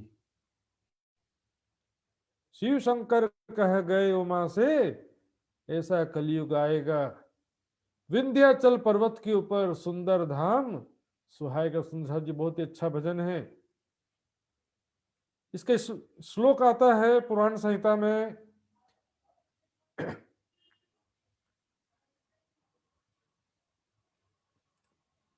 हम देखेंगे श्लोक।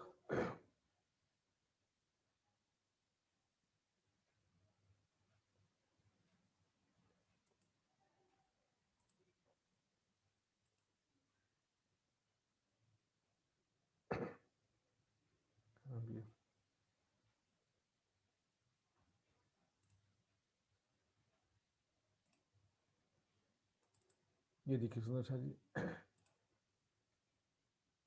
पद्मावती केन सर्धे विंध्य पृष्ठे विराजित है।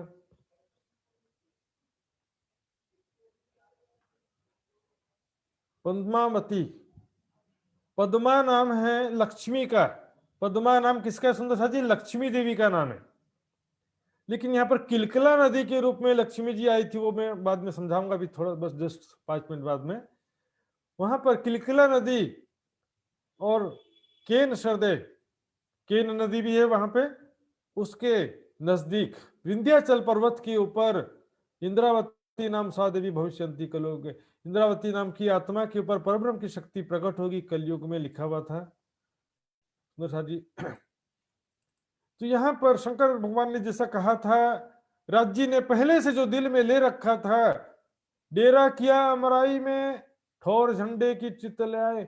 इतने दिन तक इधर से उधर भ्रमण ही भ्रमण चल रहा था सुंदर साथ जी। लेकिन अब प्राणनाथ जी ने अपने दिल में उनके तुरंत विचार आया कि बस ये जो है अब मेरा स्थायी ठिकाना होगा, यही मेरा जागने का केंद्र होगा, यही मैं अपना नूरी झंडा लगाऊंगा। ठोर झंडे की चितलाए, यहाँ पर अपना नूरी झंडा, जागनी का नूरी झंडा लगाऊंगा। वहां पर किलकिला नदी के किनारे अमराई घाट, अमराई घाट क्यों कहते? वहां पर आम के बहुत सारे वृक्ष थे और नदी का किनारा हमेशा साधु महात्माओं के लिए तब भी और आज भी हमेशा उचित रहता है। तो नदी का किनारा था, किलकिला नदी के किनारे अमराई घाट पर। यहाँ पर सब सुंदर साथ अपना डेरा डालते हैं। नदी किलकिला तीर पे उतरे परमहंस आए। नदी किलकिला, किलकिला नदी के किनारे उतरे परमहंस आए। सुंदर साथ जी, परमहंस के नाम पर जो आज एक भ्रामक मान्यता चलता है सुंदर साथ जी, कोई सुंदर साथ बहुत अच्छे हुए होंगे, ब्रह्म मुनि ऐसे हुए हैं, छठे दिन की लीला में धामधनी का साक्षात्कार किया। लेकिन अब एक शब्द आ गया, जो जैसे हिंदुओं में परमहंस शब्द चल गया, कोई उनके सिद्ध योगी होते थे, उनको परमहंस कहते थे हिंदू धर्म में। जबकि ये ग्रंथों में ये शब्द लिखा है ब्रह्म सृष्टि के लिए। कबीरे 3 सृष्टि कही, जीव हंस परमहंसो नाम। कबीर जी ने 3 सृष्टि कहा है, जीव हंस परमहंस। अब आज जो है परमहंस के नाम पर बोलेंगे ये तो परमहंस है, साक्षात राज्य है। ऐसा राज्य नहीं कहा है। देखिए प्राणनाथ जी को तो क्या करे, 3 में सिरदार अक्षरातीत, प्राणनाथ जी को तो परमहंसों का सिरदार कह रहे हैं। और आज हम परमहंस बोले तो प्राणनाथ मान लेते, बोले ये तो परमहंस है, अर्थात राज्य है। सुंदर सा जी विचार करने की बात है।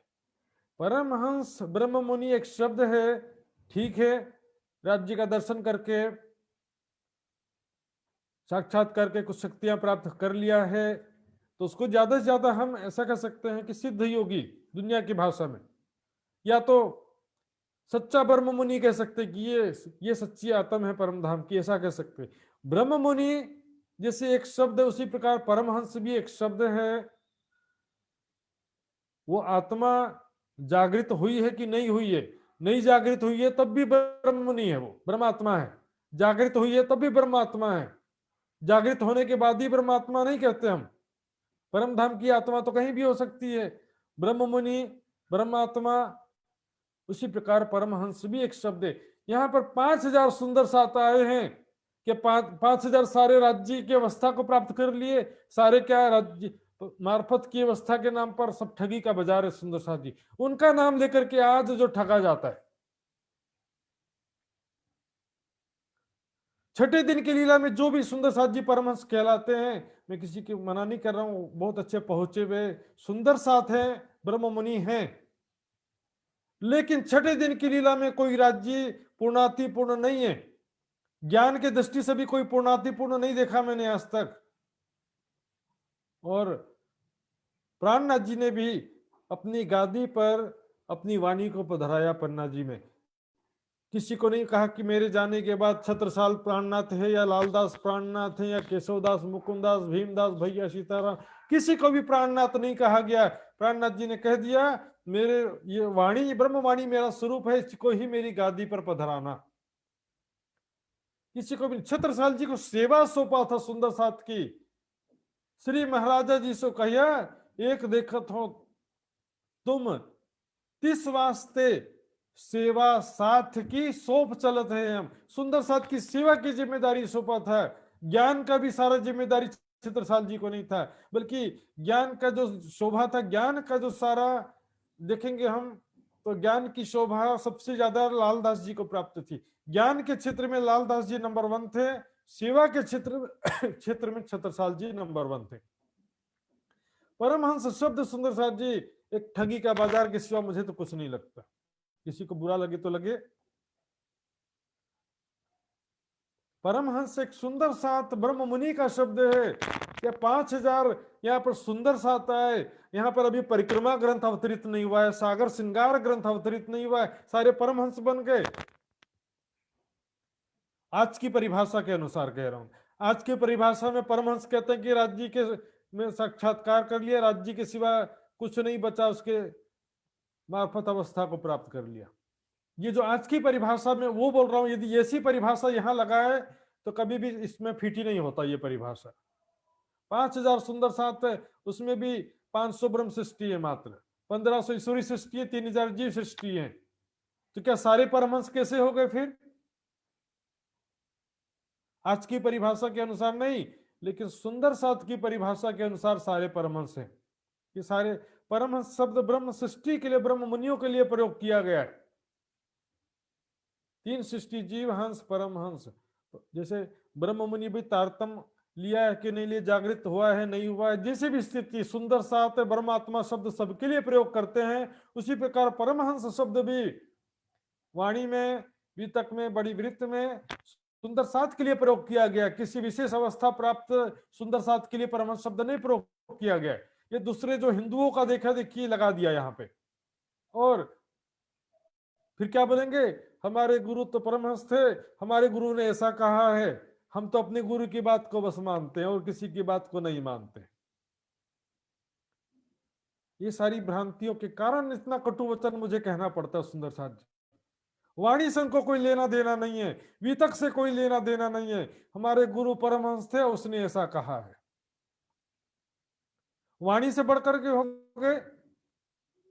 हालांकि किसी ब्रह्म मुनि ने ऐसा नहीं कहा कि वाणी मेरी बात को आंख मूंद के मानो, या वाणी से बढ़कर के मेरा कथन है, ऐसा किसी ने भी नहीं कहा। अरे पूज्य सरकार सी भी यही कहते थे कि मेरे शरीर को मत पकड़ो, वाणी से जुड़ो, राज्य से जुड़ो कहते थे।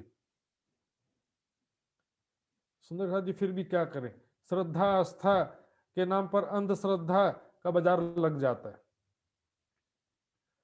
परमहंस ब्रह्म मुनियों को कहा गया है, 3 में सिरदार अक्षरातीत और उनमें सिरदार हैं अक्षरातीत प्राणनाथ। प्राणनाथ जी को परमहंस नहीं कहा, प्राणनाथ जी को तो परमहंसों का सिरदार कहा, 5000 ब्रह्म सृष्टियों का सुंदर साथ का सिरदार कहा।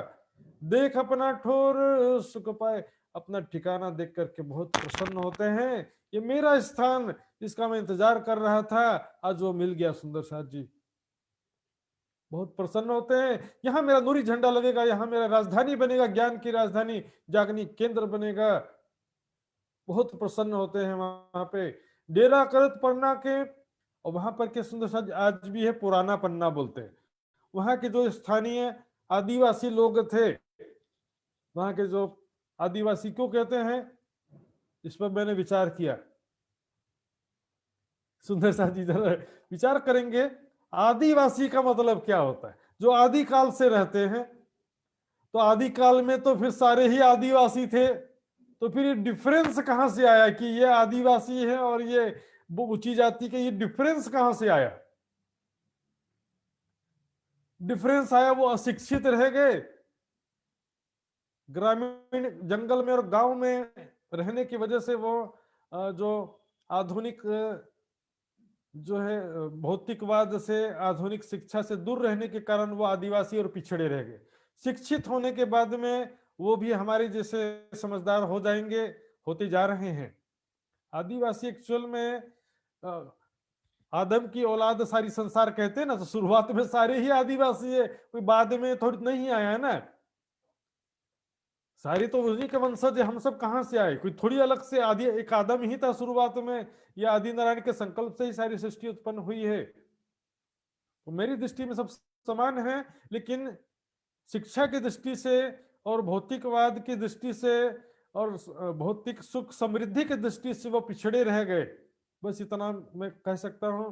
तो वहां के जो स्थानीय आदिवासी थे, गौंड जाति के थे, वो सब दौड़ते हुए आते हैं। दौड़ते हुए आने का दो कारण था। साध विरागी को आए उतरे, देखे हम जाए बाठोर, कोई साधु विरागी यहाँ पर आए हैं परदेश से। बहुत सारे साधु और विरागियों का समूह आया है, चलो चलो दर्शन करके आते हैं। देखे हम जाए बाठोर, देख करके आते हैं। सब ने आए दर्शन करे, सब आकर के दर्शन तो करते हैं। एक दूसरा कारण क्या था, वो बताते हैं। हे साधु जनों, कहीं सुनो अब सब सभी साधु जन कृपया मेरी हमारी बात ध्यान से सुनिए।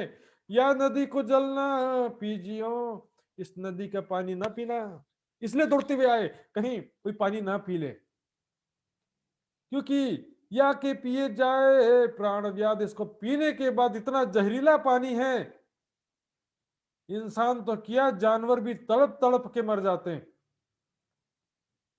छटपटा के मर जाते हैं। जहरीला पानी कृपया करके आप सब ना पीना, या के पिए जाए प्राण व्याध। सुंदर साथ जी ये देवी भागवत का प्रसंग है, देखेंगे।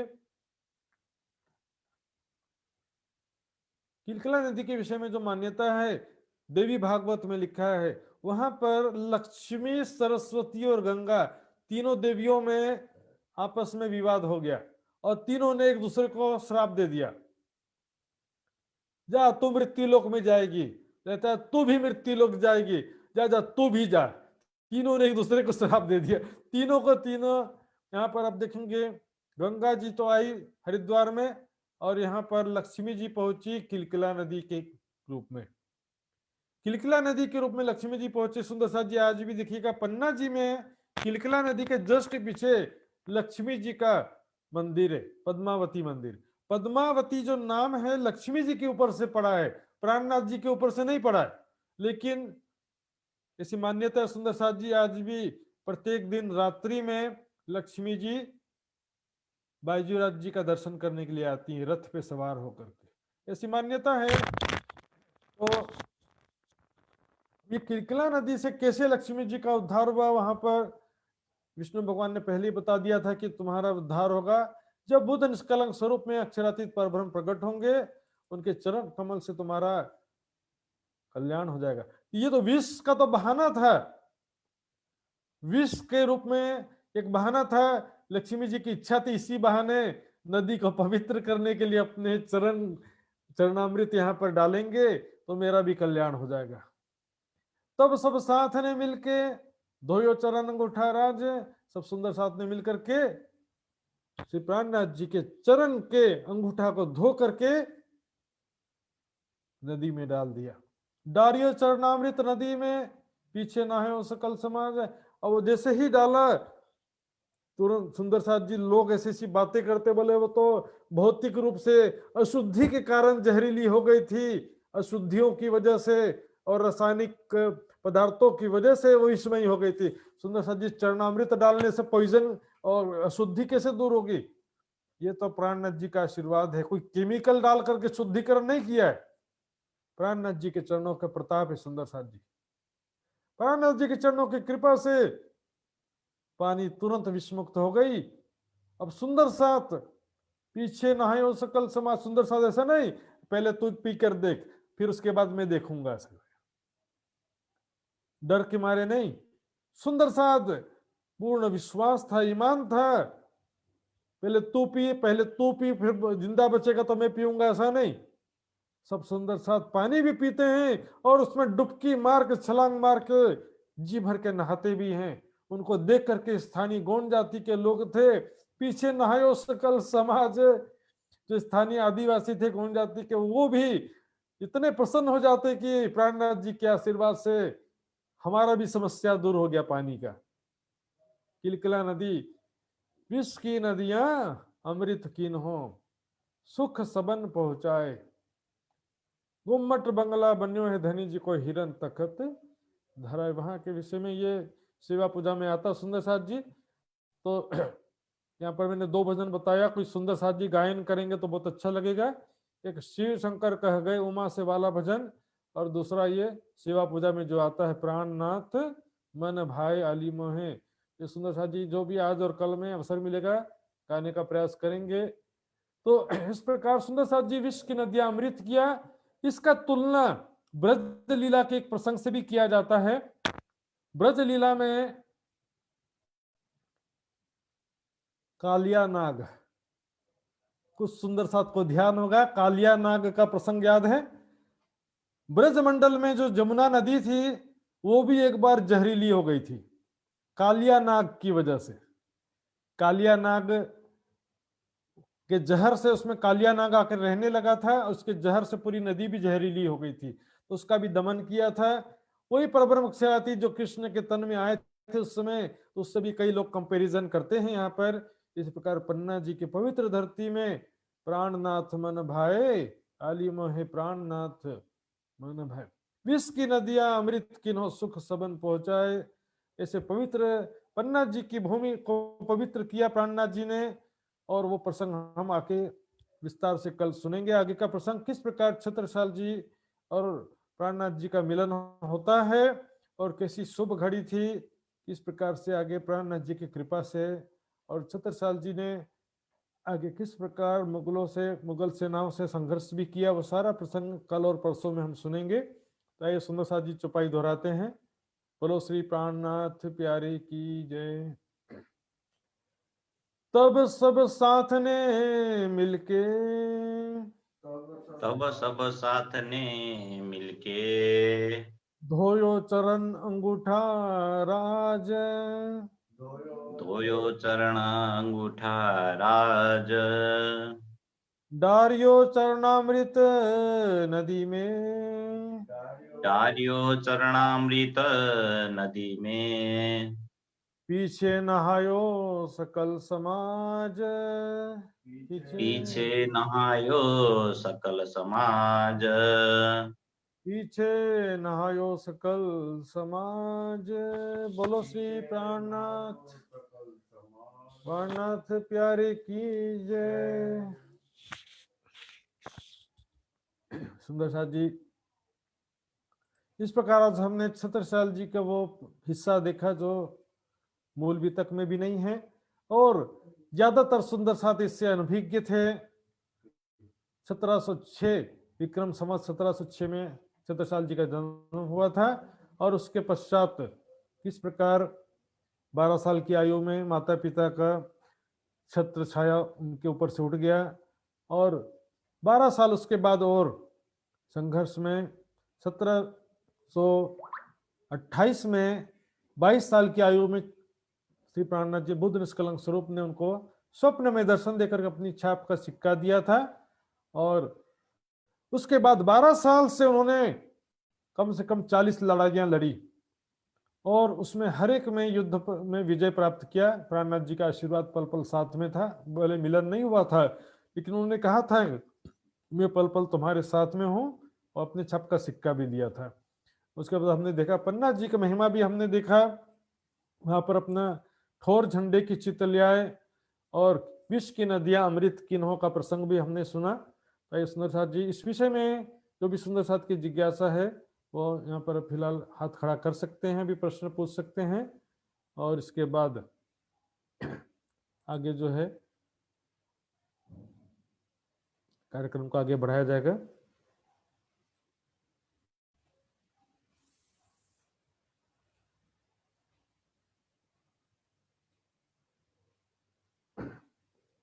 सुंदर साथ जी आइए, किसी ने हाथ खड़ा किया, कोई हाथ भी खड़ा कर देते हैं।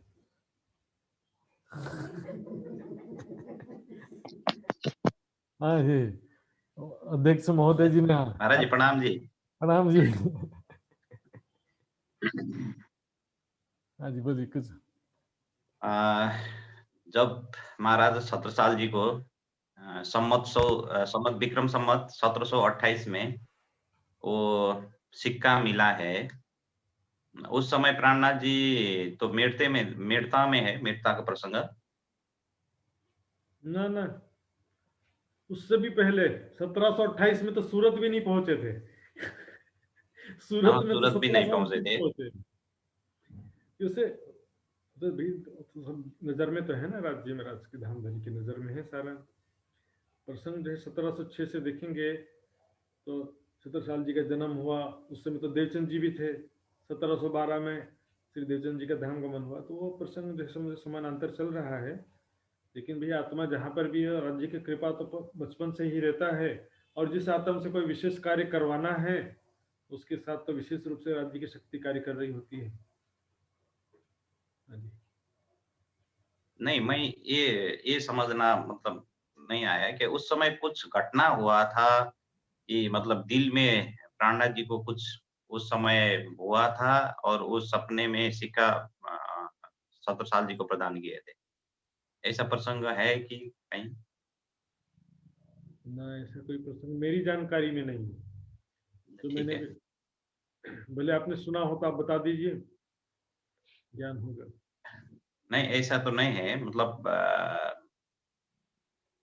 अचानक वो सपने में सिक्का मिला तो छत्रसाल जी को वो दर्दनाक स्थिति था या कैसा हुआ था, तो मतलब ये छत्रसाल कुछ जी उस समय प्रसंग? में, छत्रसाल जी का स्थिति देखो, शुरुआत था स्वतंत्रता संग्राम उसके बाद ही शुरू किया है। उसके पहले तो प्रिपरेशन ही चल रहा था छत्रसाल जी का।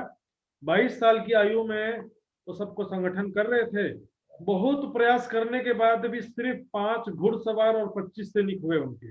इसके अलावा उनके जो भाई थे रतन शाह का खास तौर पे उनका प्रसंग आता है। रतन शाह जो उनके कजन ब्रदर थे, उन्होंने इस मामले में बिल्कुल निराशाजनक बात कहा था उस समय कि तुम तो बस जो है मृग तृष्णा का से प्यास बुझाना चाहते, तुम्हारी क्या हैसियत है, तुम जो है इतने बड़े मुगल बादशाह, हजारों सैनिक, उनसे तुम क्या लड़ाई लड़ोगे, इस तरह की बातें किया था रतन शाह ने। और ऐसी स्थिति में वो काफी चिंतित थे। तभी उस समय में दर्शन देकर के हिम्मत बंधाया था कान्हा जी ने, बुद्ध निष्कलंक स्वरूप ने, और उनको अपने छाप का सिक्का दिया था और हौसला बंधाया था कि चिंता मत करो, मैं पल पल तुम्हारे साथ में हूँ और शीघ्र तुमसे आकर के मिलूंगा भी, तब तक कि मेरी छाप का सिक्का रखो। तो स्थिति उस समय स्वतंत्रता संग्राम शुरू कर रहे थे और उस समय में उनका काफी निराशाजनक स्थिति था। बहुत ज्यादा सपोर्टर नहीं थे, बहुत ज्यादा सैनिक नहीं थे। 5 घुड़सवार और 25 सैनिक का नाम आता है मात्र उस समय में, लेकिन उसके बाद धीरे धीरे बढ़ते गए। तो इसमें एक जिज्ञासा आया था इसी प्रसंग में रिलेटेड, तो इस जिज्ञासा ये है मेरा, अब तो आ गए तो ऐसा छत्रसाल जी को पहले ही सिक्का श्री जी साहब जी ने प्रदान किए, तो फिर सारे राजाओं को जागृत करते चले गए, ये लीला है या क्या? ये तो ये तो कंफर्म हो चुका है पहले ही कि छत्रसाल महाराज से ही जो औरंगजेब बादशाह का जो दो चीजें हैं इसमें, हम्म, पहले भी कई बार हमने देखा है। एक तो इंद्रावती की आतंक है, भेजती है जाओ जागनी कार्य करने के लिए। फिर दूसरा फिर इल्हाम आता है जो उसके द्वारा फिर वापस बुलाते हैं। इसमें क्या दोनों चीज चलता है। इंद्रावती की आतंक को महामती की जो शोभा मिली है वो जागनी कार्य के लिए प्रयासरत है। और उसमें जो है प्राणनाथ जी की शक्ति जो है, सारी लीला प्राणनाथ जी की भी नहीं माना जाता है। कहा ना वचन महामती से प्रकट न हो, ऐसा भी कहा।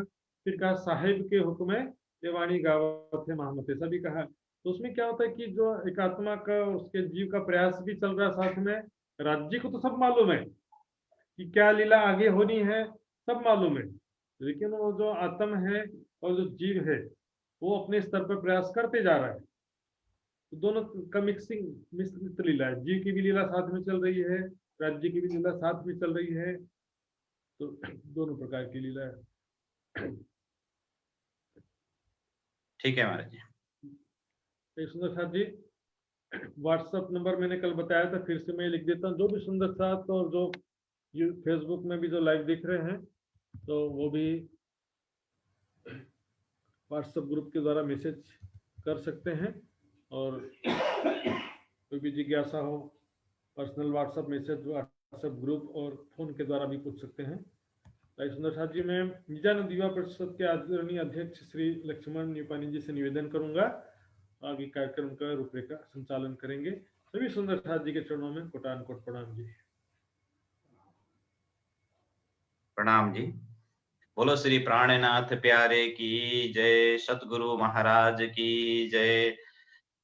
प्राणधार आत्म संबंधी सुंदर साथ जी, सर्वप्रथम तो बहुत बहुत आभार प्रकट करना चाहता हूं मैं आदरणीय महात्मा श्री सुशांत जी के प्रति। आज के प्रसंग में बहुत दर्दनाक प्रसंग था सुंदर साथ जी। ऐसे तो दिल दहलाने वाला प्रसंग है, क्योंकि छत्रसाल महाराज का जन्म से लेकर ही सारे जीवन जब तक श्री जी साहिब जी से मुलाकात नहीं हुआ है, और अभी अभी हमने सुने हैं कि जब सिक्का प्राप्त नहीं हुआ था विजय विनंद बुद्ध निष्कलंक स्वरूप का छाप का सिक्का, तब तक बहुत दुख से विरह से आगे बढ़ रहा है सुंदर साथ जी। ये श्री राजी महाराज का मेहर ही है, क्योंकि 5 सवार और 25 सैनिकों ने उतना औरंगजेब बादशाह का दबदबा रहा है राजनीतिक हिसाब से। और सारांश में हम ये कह सकते हैं कि उस समय हिंदू धर्म का रक्षा छत्रसाल महाराज से ही हुआ है, क्योंकि और सारे राजा रजौटा उस समय लड़ रहे थे, फिर भी प्रसंग आ ही जाता है, क्योंकि छत्रसाल महाराज ने औरंगजेब बादशाह ने अपने बेटे को चिट्ठी लिखा है। इस प्रसंग हम पीछे श्रवण करेंगे ही। तो निजानंद संप्रदाय से ही हिंदू धर्म का रक्षा हुआ था उस समय। और सारे विश्व को ये पता चल भी रहा है, और भारत के इतिहास में छत्रसाल महाराज और शिवाजी का प्रसंग ही आता है सुंदर साथ जी। और इसके विषय में और हम आगे श्रवण करेंगे। महाराज जी कुछ बता रहे हैं। एक मिनट, हाँ, इस विषय में अपने बताया जो हिंदू धर्म रक्षक के विषय में, इसके विषय में एक कवि भूषण जी ने लिखा है, छत्ता ना हो तो सुन्नत होती सबन की। सिंपल एक लाइन में पूरा बयान कर दिया, छत्ता ना होता तो सुन्नत होती सबन की। समझ रहे? सुन्नत मुसलमान बनाते तो सुन्नत करते हैं ना जी महाराज।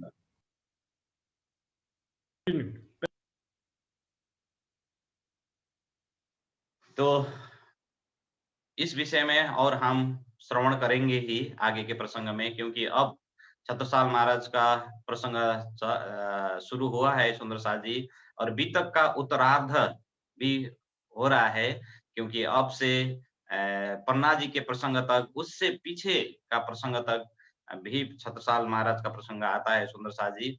महाराजा का शोभा प्रदान किए है सुंदर साथ जी श्री जी साहिब जी ने छत्रसाल महाराज को, ये प्रसंग भी आता है। लेकिन आज हम एक कह रहे हैं कि जो निजानंद संप्रदाय को आक्षेप लगाते हैं कि ये मुस्लिम धर्म है, मुसलमान धर्म है, तो हिंदू धर्म का रक्षा करने वाला निजानंद संप्रदाय ही है और महाराजा छत्रसाल ही है। सारे राजा रजौटा तो एक आपस में लड़ रहे थे सुंदर साथ जी। विश्व युद्ध चल रहा था उस समय, मतलब विश्व में हर देश में राजा रजौटा एक आपस में लड़ रहा था। नेपाल के संदर्भ में हम बताएंगे तो 22 से 24 राज्य था यहाँ पर। यहाँ भी 22 स्टेट था, 24 स्टेट था। यहाँ पर एक आपस में लड़ते थे। इंडिया के हिसाब से बादशाह बनकर बैठे थे औरंगजेब बादशाह, उसको बादशाह ही बोलता है क्योंकि वो चाहते थे विश्व हमारे कब्जा में हो बादशाह बनकर। तो ऐसे स्थिति में केवल 5 घोड़े और 25 सैनिकों के साथ युद्ध लड़े हैं सुंदर साथ जी। 52 युद्ध लड़े 52 टाइम्स, और 52 टाइम्स 52 युद्ध में विन हुआ है, जीत हासिल ही हुआ है। तो सारे मंदिरों और साधु संत को दुख पीड़ा दे रहे थे औरंगजेब बादशाह। मंदिरों मंदिरों और देवी का मंदिर, जितना मंदिर है हिंदू मंदिर को तोड़ रहे थे। ऐसे अवस्था में छत्रसाल महाराज जी का जो जन्म हुआ, और इसके विषय में और हम आगे सुनेंगे ही सुंदर साथ जी। आइए एक प्रसंग श्री 5 पद्मावतीपुरी धाम के विषय में भजन है, भाव प्रकट किए कोई सुंदर साथ जी ने, वो गायन करेंगे ही। और पन्ना जी के विषय में भी जो महत्व है इसके विषय में आगे बढ़ता चला जाएगा सुंदर साथ जी बीतक के प्रसंग में। और पन्ना जी के विषय में और गहरे से हम समझेंगे ही।